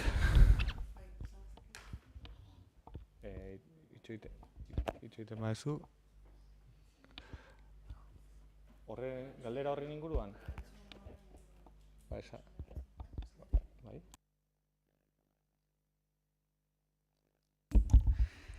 Josu, nik bai eskatuko dizut, zuk hitza hartzen duzunean, eta hemen gauden zinegotzi guztiok, zure hitza errespetatzen dugun bezala, zuk ere beste zinegotzien hitza errespetatzea. Eta zuk hitza egiten duzunean, berdin du egon 10, 5 edo 20 minutu, denak adi egoten gera eta zure hitza errespetatzen dugu. Eta nik uste dut hemen gauden guztiok errespetu bera merezi dugula. Punto. Beste galderarik? Ez, txoin, nik iten dut, eta gero zu, bale, markatu. Mi esker, Igor. Ekainean 20an, agendan ikusi genuen moduan, eta gero prentzazko arbaterekin ikusi genuen, Kotzon Ezagardurirekin bildu zinetela, bi alkateak bai Irungo eta Hondarribiko alkateak. Bertan, zertaz hitzen zenuten, o zer gertatu zen hortan, baina gure hitza da Hondarriko herrian eta komarkalian batez ere ze intentzioa dazkaten, ze pea jarri dituzten, zeren azkenekoan geritu ginen hemen lizentzia gabe zeudela, ezela egokia sartu, eta hortikan aurrea ez dakit ze gertatu den. Ze intentzioa dazkaten. Eskerrik asko. Bai. Bilerari buruz esatezu, ez? Bai, baina herriko gaiarekin. Batez ere, komarkalean egin nahi diren obran gain agian hitzein zenuten, ala ez, eta hori jakiteko, kontatu baliteke. Bai, noski, jardun ginen ekainaren 20an izango da, hemen aipatu zen eta komunikabidetan aipatu zen Osasun Kontseilariari ez geniola bilera hitzorduari erantzun edo eta errespetu instituzional falta zela aipatu zenian zuk azkeneko udalbatzan ez banago oker, eta aipatu nizuen bezala asmoa zegoen gure aldetik elkartzeko aspaldidanik egindako eskaera zelako, eta eskaera horien aurrean justu nire ezintasuna adierazi nuen bileretako bat egiterakoan udalbatza egunean zelako, eta ezin nuelako hartu goiz oso bat Bilbora joan eta bilera hori burutzeko, eta azkenik hitzartu ahal izan genuen Kontseilaria, Irungo eta Hondarribiko alkateekin eta baita Osasun Saileko azpiegituren arduraduna eta Osasun Medikoko arduradun batekin ere bilera hori Bilbon. Bertan izan ginen eta Hondarribiri dagokionean hitz egin genuena izan zen zeudela azpiegitura batzuk bereziki Bidasoa ospitalean inbertsio batzuk behar zituztenak, eta inbertsio horiek bideratuta daude bereziki kirurgia planta berri bat egiteko beharrean, gaur egun dagoena zarkituta dagoelako, eta espazio horren berritze bat eman nahi da beste solairu batera eremu kirurgikoa eramanez, eta orain eremu kirurgikoa dagoen horretan espazio libre berri bat sortuko dela, eta horretan hausnartu behar dela zein erabilera eman nahi zaion eskualdearentzako egokia edo osasun zerbitzu publiko hori ahalik eta hobekien erabili ahal izateko. Hondarribiri dagokionean horretaz aritu ginen bereziki, beraiek guk udal bezala inbertsioak burutzeko eskaera luzatu genion, Hondarribi bezala inbertsioak egitea ezinbestekoa daukagula, osasun zerbitzu publiko duin eta egokia edukitzeko, eta beraiek aipatu zuten, beraien aldetik Bidasoa ospitalean aurreikusita dituzten inbertsio horiek burutzea. Beste alde batetik galdetu didazu,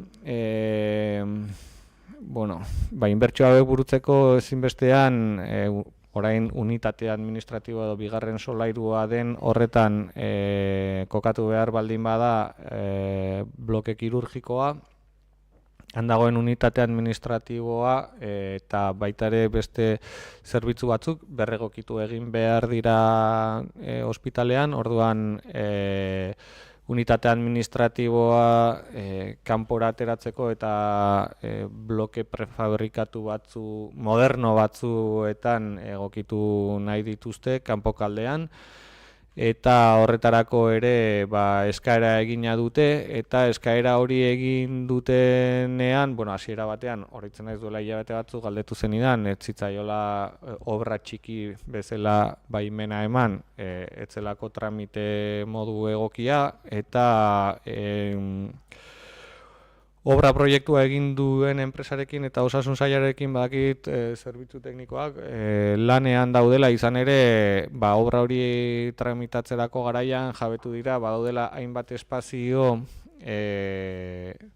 ez daudenak aurreikusita edo ez daudenak jasota guk daukagun dokumentazioan, udalean dagoen dokumentazioan, hau da jarduketa batzuk egin izan dira ospitalean ez direnak jakinarazi, eta ikusi da horrek sortzen zituela hainbat arazo proiektu berri hau egikaritzerako garaian, eta bai udal teknikariak eta bai obra proiektua gauzatu duten enpresako teknikariak lanean daude egokitzeko dauden estruktura guzti horiek baimen guztiak izatea eta ospitalak funtzionatu ahal izatea modu egoki batean, eta dituen baimen eta lizentzia guztiak egokitzea berezko errealitatera. Eta momentu honetan bakit proiektuaren bukaerako fasean daudela, eta ulertzen dut epe laburrean esleituko dela obra baimena eta egokituko direla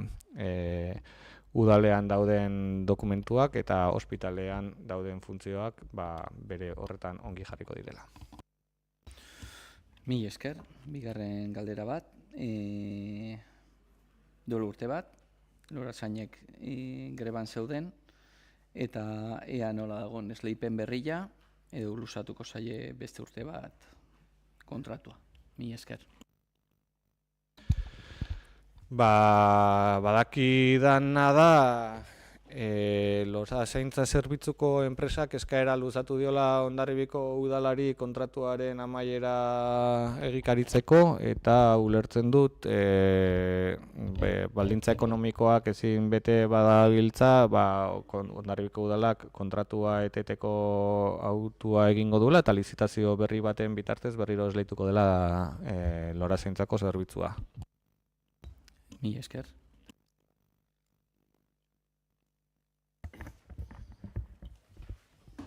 Bueno, arratsaldeon, Motxa. Duela hilabete batzuk, martxan jarri zen kulturarako web orri berria. Ideia interesgarria, herriko kultura eskaintza argiago zabaltzeko. Zoritxarrez, ikusten dugu hain baliogarria izan daiteken tresna hau ez dela behar bezala erabiltzen.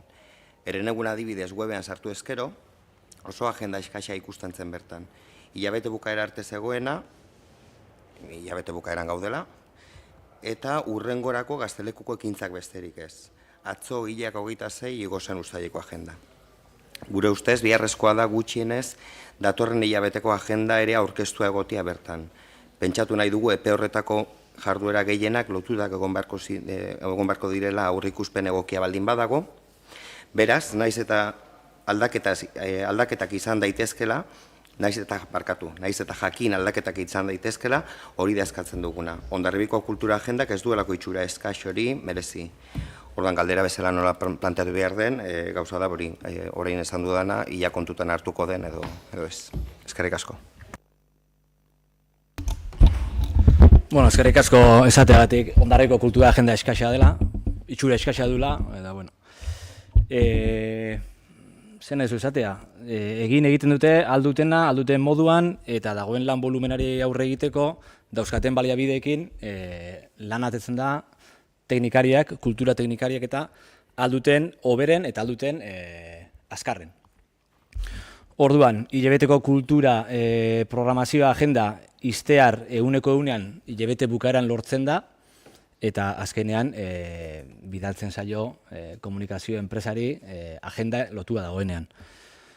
Eta gero gaude pixkat, nolabait modu transitorioan osatzen Hondarribia kulturako webgunea eta bar. Sartu zaitezke beste atal batzutan, eta falta dire ekitaldiak, falta dire ekimenak, eta ari gera poliki-poliki osatzen espazio hori. Orduan, bueno, jasotzen dugu aportazioak, baina konstiente izan da, agenda berria otsailean aurkeztu genuen bezala, agendakin hasi ginen, gero web atala sortu genuen, eta poliki-poliki goaz osatzen kulture agenda eta kultur irudi berria, ez? Eskerrik asko. Besterik?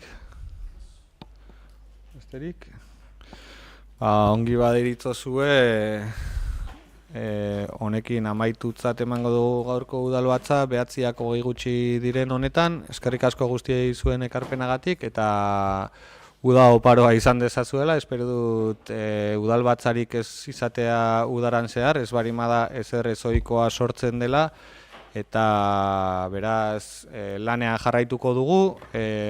Ziurrenik bozeramaileok elkartu behar izango dugu behin baino gehiagotan, behar bada batzorderen bat ere deitu beharko dugu, eta Hondarribia Lantzeneko ere bileraren bat ere burutu beharko dugula jakinda, oporronak izan, binon gertu egon ere. Mila esker guztioi.